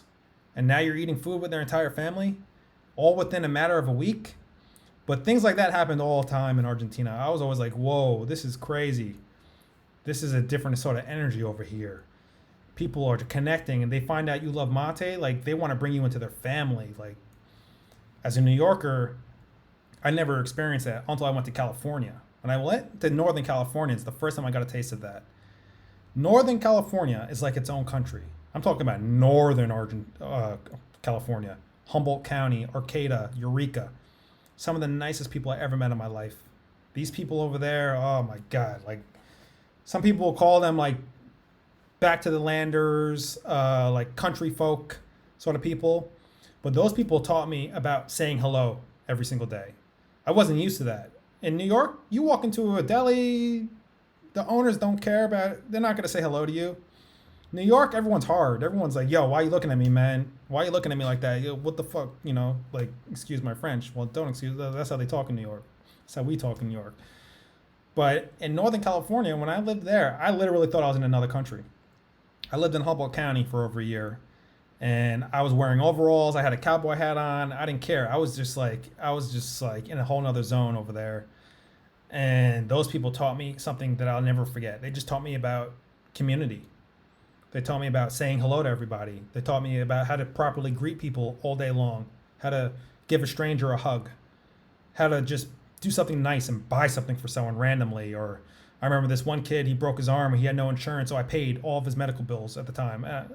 I was lucky to be in that position to do that. And I didn't care. I was like, yeah, this kid, he's hurting. He doesn't have any money. He can't even buy the medicine he needs, so I bought it all for him. I didn't care. Because that taught me, that community in Humboldt County taught me how to help. You know, it showed me how there's groups of people out there in the world who just help. They just help. They just keep on helping. And then when I went to Argentina, I saw another aspect of that where people could come on sharing their heart, sharing their homes, sharing their life. Come to my country house. Let's go to the beach.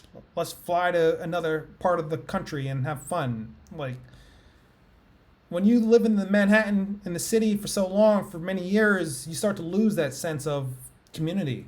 Because over there in New York City, things are very different. Things are very, very, very, very, very different. Everyone is suspicious of everybody else. Everyone is like, why are you looking at me this way? Do you want to fight me? Do you want to rob me?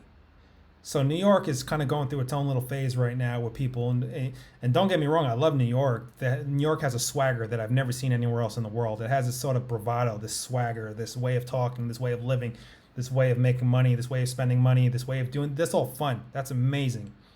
But I also see New York deteriorating as well. It's becoming very aggressive. It's becoming in a very aggressive state, you know.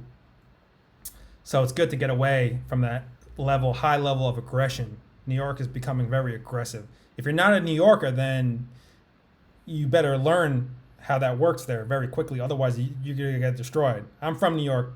I was raised in New York. I grew up in New York. So that sort of modality, that energy, I know how to deal with it because that's who I am. But it's good to get away. It's very good to get away from that energy because that could consume you at times. But I love New York because it taught me how to survive anywhere else in the world. You go, I love the fact that it's expensive too, because it teaches you that if you're used to paying all these prices, you go to another country, everything, I mean, this may sound bad, but everything looks so inexpensive when you go to another country. It's like, oh my God, I had no idea how expensive New York was until I leave New York. And now everything feels like it's so inexpensive. New York builds you to think commerce, capitalism, expense. And that's not a bad thing. Nothing wrong with that. That's just the energy there. Let me drop this comment, Brian. I'm from New York City, born and raised. This stark comparison between, oh yeah.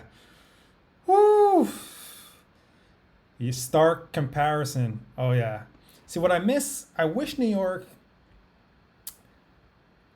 people don't say, I wish you could walk into like a deli in New York and the owner comes and greets you and says, hello, how you doing?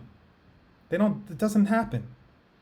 I wish you could walk into a new gym in New York, a gym maybe you've never been to, and they greet you and they say, hey, what's your name? How's it going? Are you new? When you go to South America, that's normal. So normal. When you go to Northern California, That's so normal. But New York, everyone's like, oh, you know what it is? It's money. It has a lot to do with money. I'm not gonna lie. I grew up in an area where I never had to worry about money. That just not really, never. If I'm totally honest with myself, I grew up in that.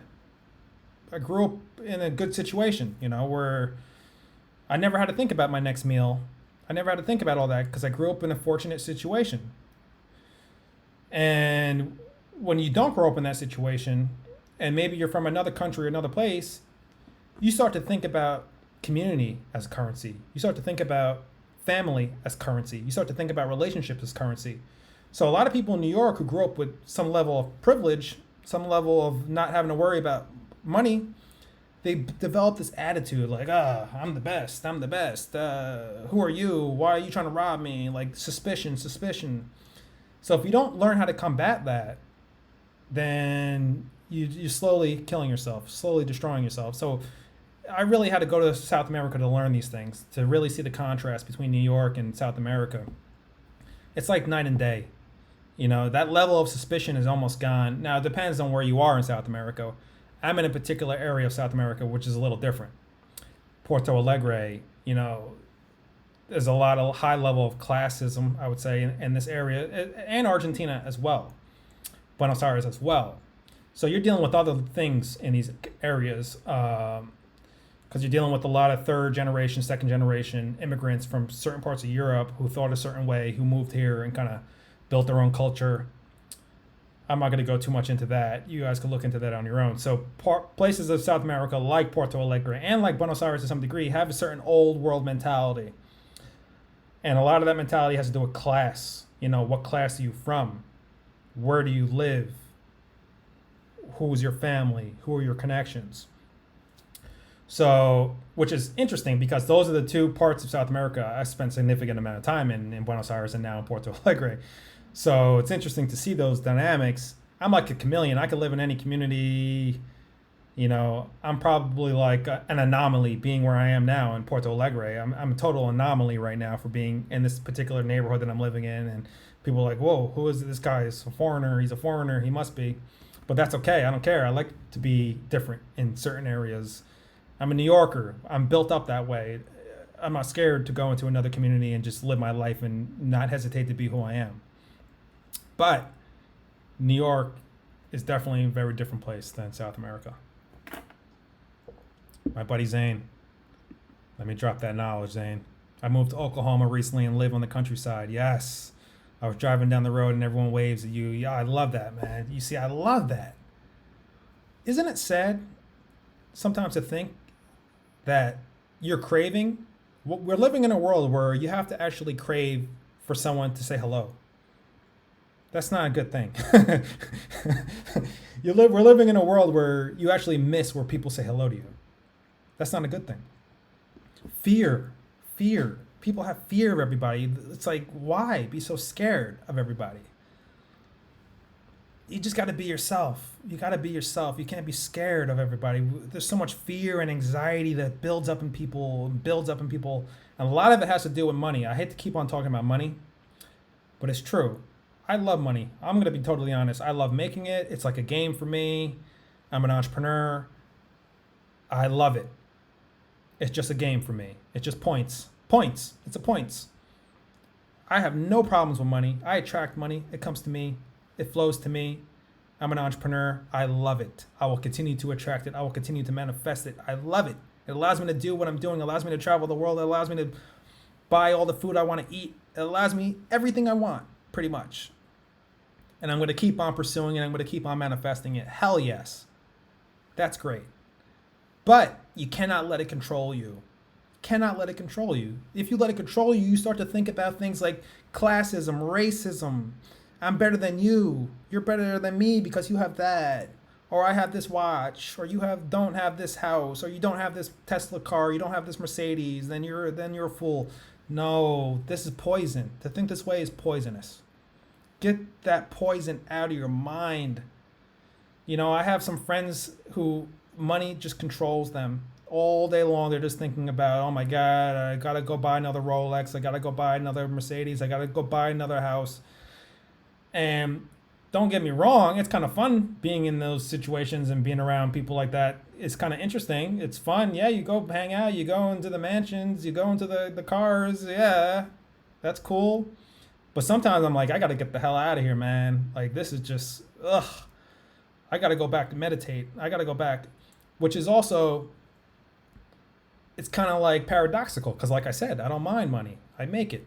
I do it. I manifest it. I'm an entrepreneur. But there's a fine line of doing that, but then letting it destroy you. You cannot let it destroy you. You cannot. So there's also another fine line. This is a good conversation. There's another fine line because you got these people who are anti-money, but yet they want money. Think about that. They're anti-money, but yet they want money. They're anti-money. They're anti-capitalism, but yet they want the things that money provides. They want the luxuries. I'm talking about the luxuries, not just the basics. They want the cars. They want the gold. They want to live on the Upper East Side of Manhattan. They want all these things, but yet they're anti-money and they hate the people who have the money. Don't you see the conflict? That sort of mentality will never make money because within inside of them, they're like, I truly think money is bad.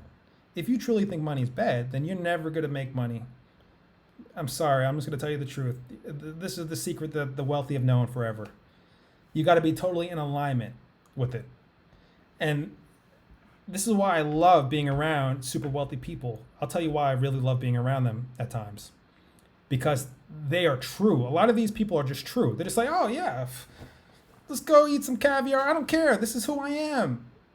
Let's go fucking go fly somewhere. Let's go do it. This is just who I am. A lot of people who are super wealthy, if you ever have the fortune to be around them, even if it's temporarily, study them. Because they are not holding back. And I appreciate that. I respect that.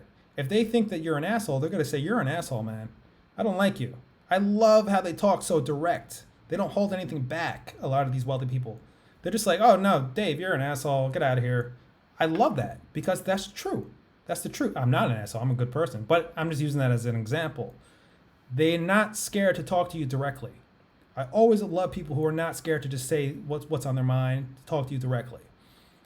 And a lot of wealthy people, the reason why they are wealthy is because they're using that same energy. They're using that same energy of being open and being themselves, not being scared to be themselves.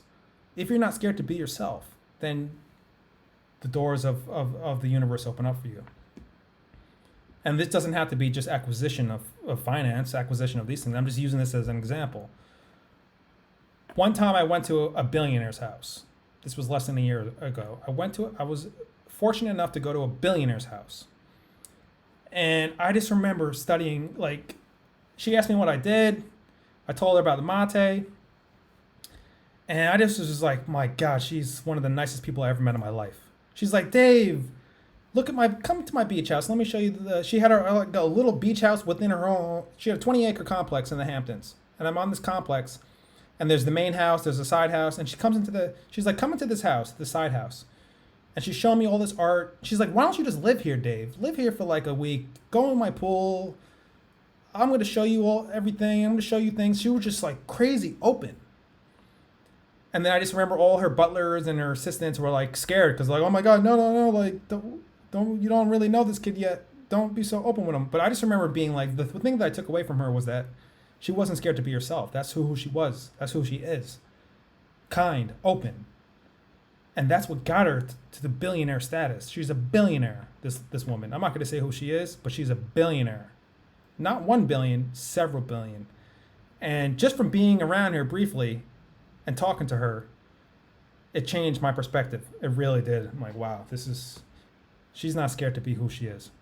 And I appreciate that. I like that. Rob said, I don't need to have money to tell people if they're an asshole. That's true. You don't. I was just using that as an example that a lot of wealthy people are not scared to talk directly because that's their energy. Their energy is flowing however they want it to flow. Let's share this comment.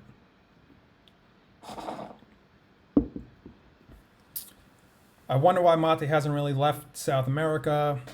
I'm from Ecuador. It just hasn't caught on yet like that. Coffee, regular traditional tea, proliferates. Mate is still very niche. It's still very niche. It's quite unknown, relatively speaking. It's going to take time. And the fact that a lot of people drink it out of the gourd, 90% of the people who drink mate drink it out of the gourd. I'm talking about people in South America. For the new mate drinkers who find out about mate, they're like, a gourd? I don't want to drink it out of a gourd. I don't want to drink out of the bombisha. What's all that stuff? That's all too much. I just want mate like how I drink coffee. I just want mate like how I drink green tea. So that's one of the reasons why, the mechanics of it, the method of it. This is not an easy method to market. This is a very niche method of preparing the tea. To translate this into easy access is going to take decades. You know, that's why you have companies like Guayaquil who are very successful, because they're not focusing on this. They're focusing on the cans. They're ready to drink. And that's the genius of Guayaquil. That's amazing. They transcended this. But yet I love this. This is, for me, this is what mate is. This is all about mate for me right here. The gourd, the bombisha, the actual loose leaf tea. So to market this is a much more difficult task than to market a ready-made drink, a drink that's already in a can. That's very easy to market because people already know what that is. Oh, a can. I drink the can. And that's where Guayaquil is so successful, and I love them for that. That's great. But I'm focusing mostly right now on this experience. And this experience isn't easily marketable because it's like cumbersome. It's like, what is this? This is difficult. This is a herb. This is loose leaf. Oh my God. This is the bombisha. I don't want to have to get the bombisha. A certain person, you have to take a certain person to do this. It's not going to be the common person. The common person is not going to make this. They just want quick, drink quick. And there's nothing wrong with that. Don't get me wrong. But this is a harder thing to market like this. You know, I'm so happy that I'm involved in this, marketing this. Yerba mate, gourd, bombisha, experience, way of life. Wow, this circle turned into something crazy. This is wow. This is more, no problem. This turned into like philosophy, entrepreneurship, racism, classism, money, northern Argentina, northern California. This turned into something serious, which I like. I like this openness, this truth. You know, this full disclosure, free form, free flowing. This is the power of mate. It just gets you talking open, freely. And that's what this drink really helps facilitate. Free thought, free thinking, honesty, openness. That's the power of mate. That's the ideals of mate. It just gets you going, gets the mind sharp. Now imagine that amplified. Imagine that mate circles all over the world. Imagine everyone. I really think that mate could play a major role in just helping to heal the earth. Obviously, I have a vested interest in saying that. Obviously, I sell mate, so yeah, I'm biased, of course, blah, blah, blah, blah, blah. But apart from all that, if I could remove from all that, I just feel like mate is such a powerful, positive thing. It gets you talking. It gets you sharing the truth. It gets you connecting with other people. And how could that be a bad thing? Creating positive connections, positive talk, positive building upon ideas. These are things our country and our world needs more than ever right now, especially with coronavirus, especially with, you know, political strife, especially with all this mess with people not being able to afford food, not being able to afford living, especially when you have, 1 or 2 billion people surviving on less than $2 a day. A billion people on this earth right now today will not know how to eat food, will not know where to get food. 1 billion people will go to sleep hungry tonight.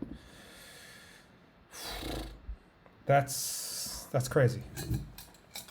That's crazy. That's crazy. You know, when you think about those things, oh man, that's crazy. But, you know, you gotta just keep on doing the best you could do. Keep on trying to enhance yourself and enhance everyone else around you if you can. Help people when you can.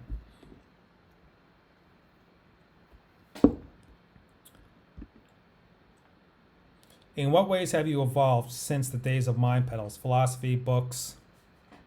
Okay. Well, since Mind Pedals, back then I was focusing a lot on. I was focused quite heavily on Eastern philosophy, which I still am. But nowadays I like reading about people, just about people. I like reading biographies about people who started things. I'm studying even more topics now. Back then, I was studying mostly just Eastern philosophy, heavy Eastern philosophy. But now I'm studying a lot more things. I'm studying the fashion world. I love studying how this world works, the world of fashion, the world of how people use the body as a canvas, how people select colors. Why does this color work? Why does that color not work? For me, to study the fashion industry is to study a slew of topics, to study photography, to study lighting, to study colors, to study design. So I'm studying so many other things right now. I'm studying fashion industry. I'm studying the food industry. I'm studying the wine industry. I'm studying the beer industry. I'm studying just people in general. You know, I've read so many books on Steve Jobs, even books on, what's his name?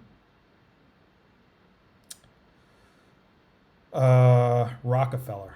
I read his biography. Wow, read his biography. A lot of people like demonize this guy Rockefeller, and don't get me wrong, he's probably done some things that are questionable. But after reading his book, his autobiography, his biography, it was a long, lengthy biography, maybe like, I don't know, 800 pages, but wow. To show the mind, I love studying people's minds. And that book went into his mind. The book is called Titan, and it showed his mind. This was a mind of a young kid whose father was a fake doctor, snake oil salesman. And this is a person who just loved business, and he got ripped off. He got cheated by people, and he said, "You know what? That's okay. I'm going to keep on going." And then he found out about how to refine oil. And then he found out that if he could control the logistics of the oil, then he could control the industry. And just to watch how his mind evolved over decades, Rockefeller's mind, and to see what he was able to accomplish just from simple ideas and perseverance, that for me was like, oh my God, that's incredible story. Read that book, Titan. Rockefeller, Titan. Read that book. So now lately I've been reading a lot of just biographies. I love reading biographies. Steve Jobs biography, Benjamin Franklin by Walter Isaac biography. A lot of biographies I've been reading. You know, autobiography of a yogi. Sorry. I just love tapping into people's minds. Even if these people did questionable things, even if these people did things that might have been bad, quote unquote bad, I will still read their books. I want to understand how they think. I want to take the good out of everything, their entire life. What good little nuggets could I take out of it? You know? So I kind of stepped back a little bit from studying deep Eastern philosophy, and now I'm studying so many other industries. I'm studying chess even more. I'm studying the fashion industry. I'm studying architecture. I'm studying photography. I'm studying colors. Color theory. I'm studying a lot of different technologies, constantly studying different technologies. You know, e-commerce, WordPress, social media, search engine optimization, HTML, PHP, JavaScript, Ajax, DOM. I just can't help myself. I got to keep on studying. I just study anything and everything that I'm interested in.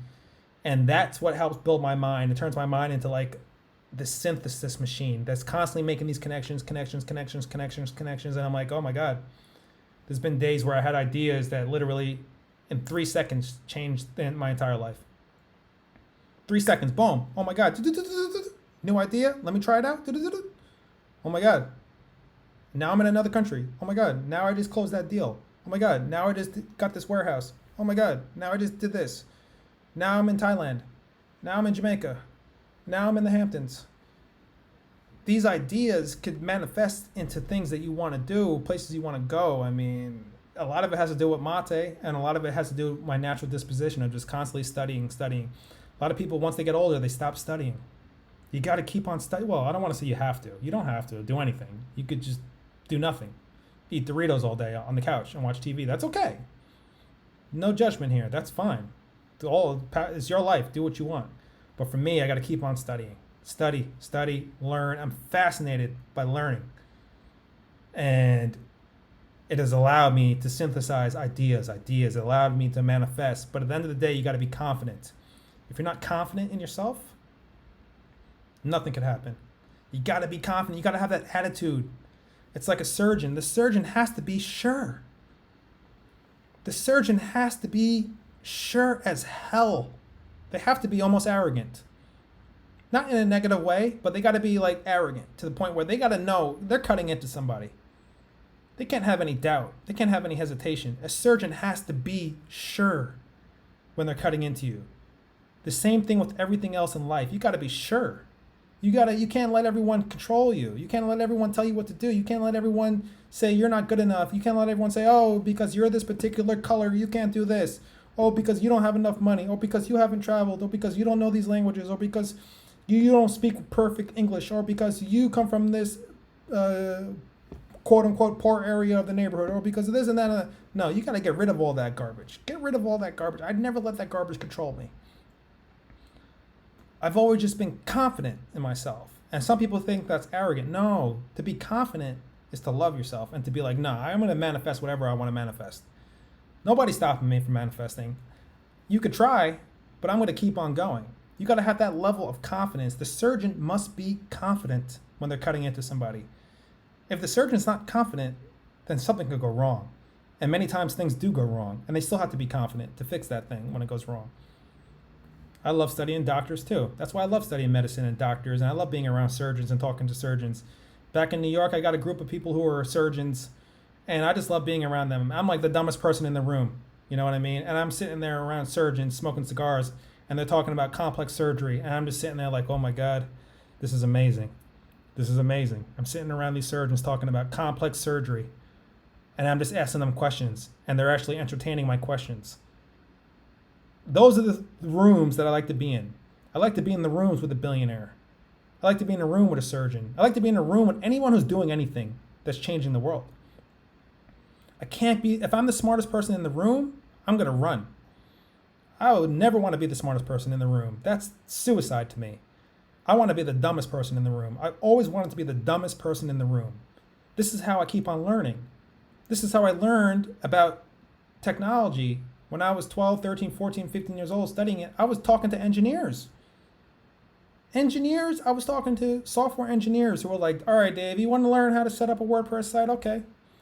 Let me show you step by step how this works. Let me tell you what a file transfer protocol is. Let me show you how to set up this FTP server connection. Let me tell you about the C-line command. Let me tell you about how to access the shell. And I'm sitting there like, okay, this guy's actually teaching me. Okay, cool. And then later on, when I got a little bit of money, I started hiring people who were very smart. Very, very, very, very smart. To this day, this is a technique I use to learn. And obviously this technique costs money, but when I hire the best, and I hire people who are engineers and designers, while I'm hiring them, I'm not just thinking about them doing a job for me. I'm also thinking about them teaching me. So when I hire a particular engineer or a particular designer, and it may be a job that lasts for 6 months or 3 months, that entire time, every single day when I'm talking to that engineer or that designer, they're teaching me every single day. They're teaching me. And I'm just like, oh my God, this is crazy. I'm learning about these different aspects of web design that I didn't know about, or these different aspects of fashion design I didn't know about. And yes, I'm paying very good money, tens of thousands of dollars sometimes, tens of thousands of dollars. Sometimes I'm paying these people over the course of months. But man, after those jobs are done, I just upgraded. I'm like, oh my God, I just upgraded my mind. I just went to school I look at it like I just went to college. I just learned all about this. Yeah, I had to pay for it, but you got to pay. Nothing's free. That's what this younger generation doesn't understand. Nothing is free. They want everything for free. It's like, for instance, I get people who call me up all the time who are like, oh, Dave, I need you to teach me everything about yerba mate, how to set up a yerba mate business. I need to know how to import, export. I need to learn how to set up the Amazon store. I need to learn how to set it all up. Just give it all to me for free. I'm like, nah, $500. You pay me $500 and I'll give you the keys to the castle. We'll speak for 1 hour. I'll tell you everything. And they're like, you're crazy, $500. You're crazy, $500. Oh my God, no, you're crazy. And I'm sitting there, I'm just laughing. I'm like, this person doesn't understand. They don't understand. Sorry, goodbye, click. They don't understand that you have to pay in this world. Nothing is free. Energy is not free. Everything you have to pay for what you want. If you want the keys to the castle of how to set up a business step by step, you want to learn the stories of where I lost $40,000 in one day, $40,000 in one day for making one mistake. You got to pay. Otherwise, I'm not. Why give you the key to the castle? If you got it for free, you're not going to appreciate it. So, yes, I made hundreds of videos online about mate and all this stuff. I'm just using this as an example, even though this is a real example. You know, people who call me up all the time, they don't understand. When they're like, I had some guy call me up the other day. I'm like, all right, you want a one-on-one on how to set up everything? I'll learn all the trials and tribulations, step by steps that I've gone through that has made me, over 6 figures a year. Fine, $500. He's like, nah, I'll pay you $250 right now. I'm like, nah, I'm okay. See you later. I don't need the $250. See you later. And he was shocked. He's like, oh my God, you're turning down $250? I'm like, of course I am. That's not my fee. My fee is $500 right now. $500 to talk to me for an hour to get the keys to the castle of the mate business. And that was it. Click. See you later. So this is what I'm talking about. Confidence. You got to be so confident in what you're doing. So confident in your knowledge. So confident in where you're going. If you don't have that confidence, then you're going to look at $250 and think that's a lot of money. And you're going to be like, yeah, okay, I'll sell myself short for $250. Yeah, fine. Just give me the $250. Fine. And then you're going to hate yourself for it because you didn't get your price. Get what you think you're worth. If you think you're worth $1,000, I know people that charge $5,000 an hour for certain services. $5,000 an hour. And they're making money all day long. $5,000 an hour, $5,000 an hour. And the people who they help go off and make way more than the $5,000. So you understand? You can't think money and all these things, they're all just ideas. Don't think of them as too literal. They're just ideas. It's just an energy exchange. It's like, think about it, $1. How do I explain this? Okay, so say you have a penny stock, right? And it's hundredths of a penny. Let's say it's less than a penny, it's hundredths of a penny, but it still goes up 50%. Okay? And you put in $1 million. You put in $1 million, and this penny stock that's worth 3/100ths of a penny goes up 50%. Okay? So it goes up 50%. Boom. You made $500,000 from pennies. It's the same exact logic. So from pennies, you can make millions. It's the same exact logic. Don't look at the actual numbers of things. Look at the value of things. What is the value? Forget the number. What is the value? Most people, they don't understand this. So they look at things as big things when they're not really big things. It's all about the value. So if you have to pay $500 for something to make you $50,000 for something, that's what you got to think. You got to think like that. You can't think, oh, I lost $500. There's a difference, a very subtle difference of, oh, did I lose $500 or did I gain $50,000? Some people don't understand this concept and they're stuck in the whole, oh, I lost it. No, don't think about the loss. Think about the gain. Once you change your mind to think about the gain and you forget about what you had to pay, then your entire life will change. I'm telling you. Once I understood this, my life changed. My life really changed. What's going on here, Adam? Do you use any particular apps or note systems? Oh, yeah. Oh, yeah, this is a good question.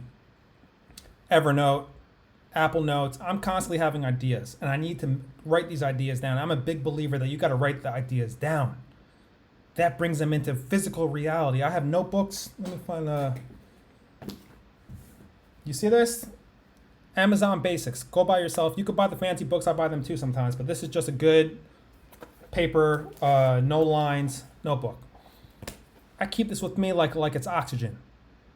Constantly writing notes all day long. Whenever I have ideas, I write notes. I write notes here. I write notes on Evernotes, and I write notes on Apple Notes. You got to write down the notes. You got to write down the ideas. You got to bring them into physical reality. Here's a true story. Before I started importing large quantities of yerba mate on the ocean, it's called freight importation of vessel importation. For 1 year before I did that, I literally wrote in a notebook every single day for 1 year. It was a little less than a year. Let's call it a year. I want to start importing yerba mate by the pallet, 30,000 metric tons. It wasn't 30,000. It was 30,000 pounds. 30,000 pounds. Whatever it is, you could.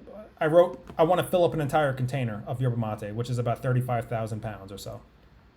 So for 1 year, I had a goal to write that down in my book.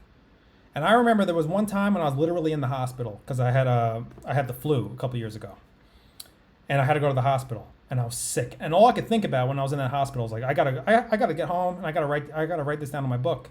Even when I was in the hospital and I came home that night, still sick as hell, I wrote that down. After 9 or 10 months of writing that down in my book, all of a sudden I got this call from this company in New Jersey. They were like, Dave, I wanna order 30,000 pounds of mate from you. I'm like, really? He's like, yep, here's the money. I'm wiring you 50% of the money. Here you go. And I was just like, oh my God, I did it. I manifested this. For 9 or 10 months, I was writing this down in my book. Now, all of a sudden, this company calls me up and they ordered 30,000 pounds of mate from me. And I'm just like, the power. This is the power of the mind. This is the power of the mind. I kept on holding on to that idea. Every day, I held on to that idea. And then boom, boom. And now I use that same technique for anything I want. I just keep on holding on to the idea, and I keep on making physical actions, physical manifestations, physical effort. You got to have effort, of course. And then things just pop into reality. That's how this works. You got to believe. So, wow. This has been a crazy, crazy conversation. Garen, what's up, buddy? How's it going, buddy? Nice to see you, man. Oh, my zodiac sign. I'm a Capricorn, man. I'm one of those Cappies. I'm the goat. I just keep on climbing. Nobody stops me. Nothing stops me. I'm the goat. I am the Capricorn. I love this sign, the Capricorn. The Capricorns, they never give up. They just keep on going and going and going. But yet the entire world is trying to stop them. The entire world is trying to encapsulate them. But the Capricorn just... It's like, nah, I gotta keep on going. It's like this whole factor. The Capricorns are interesting groups of people because they face so much opposition, but that opposition, they need it because that actually helps manifest them and grow them. Oh, okay. Chuck Norris. I got to read that, Zane. Here's another biography. I never read this. I got to read this. I'll definitely order that from Amazon. Schaefer. 1975, how's it going? So yeah, this has been a crazy circle. Had a lot of people popping in. Pablo, what's going on, buddy? Oh, you live in Porto Alegre? Let's share some mate then. I'm in Porto Alegre too. Cheers. Salud. Saudi Arabia. Wow, we got the whole world over here. Oh, Mission. Yeah. How are you, Dave? Love Mission Mate, Katana Bombisha. Still rocking your stuff. Thank you, buddy. Wow. This is what I love about mate. All over the world. People from all over the world. This is a community. You know, this is a beautiful, beautiful community, Yerba Mate. So yeah, wow. I just spoke a ton. Just went off. Yeah, this Mate Circle, man. This has been a crazy one. This 2 hours and 6 minutes right now. This is crazy. This was a powerful circle. Very powerful circle. This one will go down into the history books for sure. Appreciate that, Adam. Thank you, Adam. So yeah, I'm probably gonna sign out. I'm watching this film right now called what is it called? Magdalena. Magdalena? Magdalene. Mary Magdalene. It's on Showtime right now. Powerful. I love studying like I wouldn't call myself religious, but I love studying Jesus. I love this figure called Jesus. Did he really exist? I don't know. Probably. I don't know. I don't care. All I know is that I love studying him. I love studying what he's done. He's done some powerful things, even if it's just one big metaphor. I love studying. You know, I study Buddhism too. I study all these figures, Muhammad. So right now I'm studying this character, this powerful character, this film on Jesus. And this is a very powerful film. Wow. He did some miraculous things. And even if it didn't really happen historically, I don't really care because you learn. I'm still learning. Like I said, I keep on learning. I keep on being inspired. And yeah, this film right now is great. It's a great film. Watch it on Showtime. So yeah, Materos, thank you so much for chiming in. There was like constantly at least over 10 people this entire time. I think it went up to like 20 people at one point or 17, 18 people at one point. And this is being recorded, so this is going to go out to the universe. Thank you guys for commenting. Thank you for asking questions. Thank you for allowing me to just share myself. This has been a powerful circle. I needed a circle like this, especially being in this whole quarantine.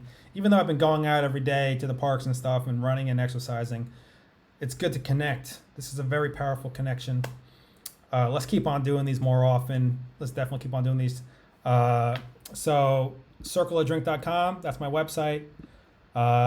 Definitely have a lot of mate there, a lot of gourds, bombichas, a lot more things to come. I'm Dave Mate, Circle to Drink. And wow, we got some more questions coming in. Maybe I'll answer some more questions before I sign out. Do I ever get tired of mate? Honestly, no. Never, ever get tired of it. I used to really be into green tea, as some of you know. 10 years ago, I was studying green tea, hardcore into green tea. My favorite green tea was Pilo Chun. I don't even know if I pronounced that right. Then I found out about mate in 2009, and now I'll never go back.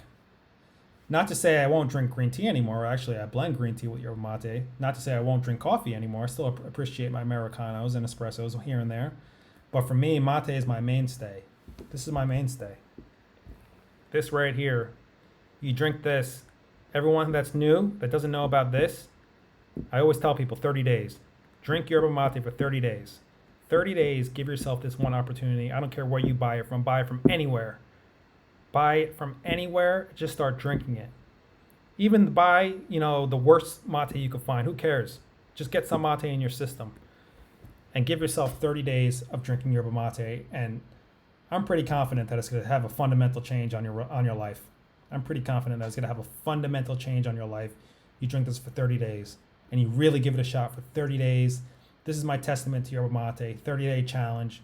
Those of you who are watching this who have never had yerba mate before, accept my 30-day challenge of drinking yerba mate tea. 30 days, drink it every day, even if it's just a couple sips a day. Even if you make it like green tea, you can make it just like green tea if you want. You don't have to drink it out of this. Give yourself 30 days. I don't care if you add sugar to it. You could add milk to it. Add anything to it. And I want you to experience the magic. Give yourself 30 days. You will experience the magic of yerba mate. All these people here can attest to this. All these people here can attest to this. So yeah, Adam and Zane, you guys should definitely link up. You guys would be cool friends. You guys should definitely link up. So Pablo, what's going on? Canaries Serena is your favorite. That's awesome. So thank you guys. Thank you guys. Thank you gals. Thank you everybody. I'm talking about everybody. Even when I say guys, I'm talking about everybody. I appreciate it. Appreciate the support. My name is Dave Mate, signing out. Porto Alegre. This is May 2nd, 2020. We're right now in this pandemic, coronavirus pandemic. This is going to go down in the history books right now. Nothing will ever be the same, but that's okay. Things must change. Things must evolve. Go with the flow. Evolve yourself. Evolve your mind. Become the best person you can become. I know this sounds corny and cheesy to some people, but really just become the best person you can become. And this may sound overly simplistic, but just try to be a nice person if you can. Honestly, if you could just be a nice person, be nice to yourself, and be nice to other people, you'll go so far in life. Just be nice. A lot of days, you just come into people who are just not nice, who are just angry all day and upset all day and just want to tear you down all day. But if you're just nice to yourself, you believe in yourself. I know this sounds kind of weird, but I really believe in this. Be nice to yourself, believe in yourself, be nice to others, help others, and your life is going to change. That's just how this universe works. You get what you give. If you give peace, you get peace. If you give negativity, you get negativity. If you try to destroy people, the world will try to destroy you. If you try to help people, the whole entire world will think how to help you. I think this is how the universe works. I really think so. I think this is how it works. I could be wrong. I just think this is how it works. This is what I've been proving to myself. Just try to be a good person. All right, my friends. Telegram.com as well. Download telegram.com. Find Circle of Drink. That's an app you can find on your phone. Telegram. Just search for it. Awesome Circle. Thank you so much. Salud. I'm going to go watch this film. Maybe make some food, drink some water, and just chill out in Porto Alegre, Brazil. May 2nd, 2020. Enjoy the rest of your night. Have a good weekend. Tomorrow, Sunday. Wake up. Do some yoga. Meditate. Read some books. Have a good time. Be with your family. Be with your friends. I'll catch you guys later. Peace out. Salud.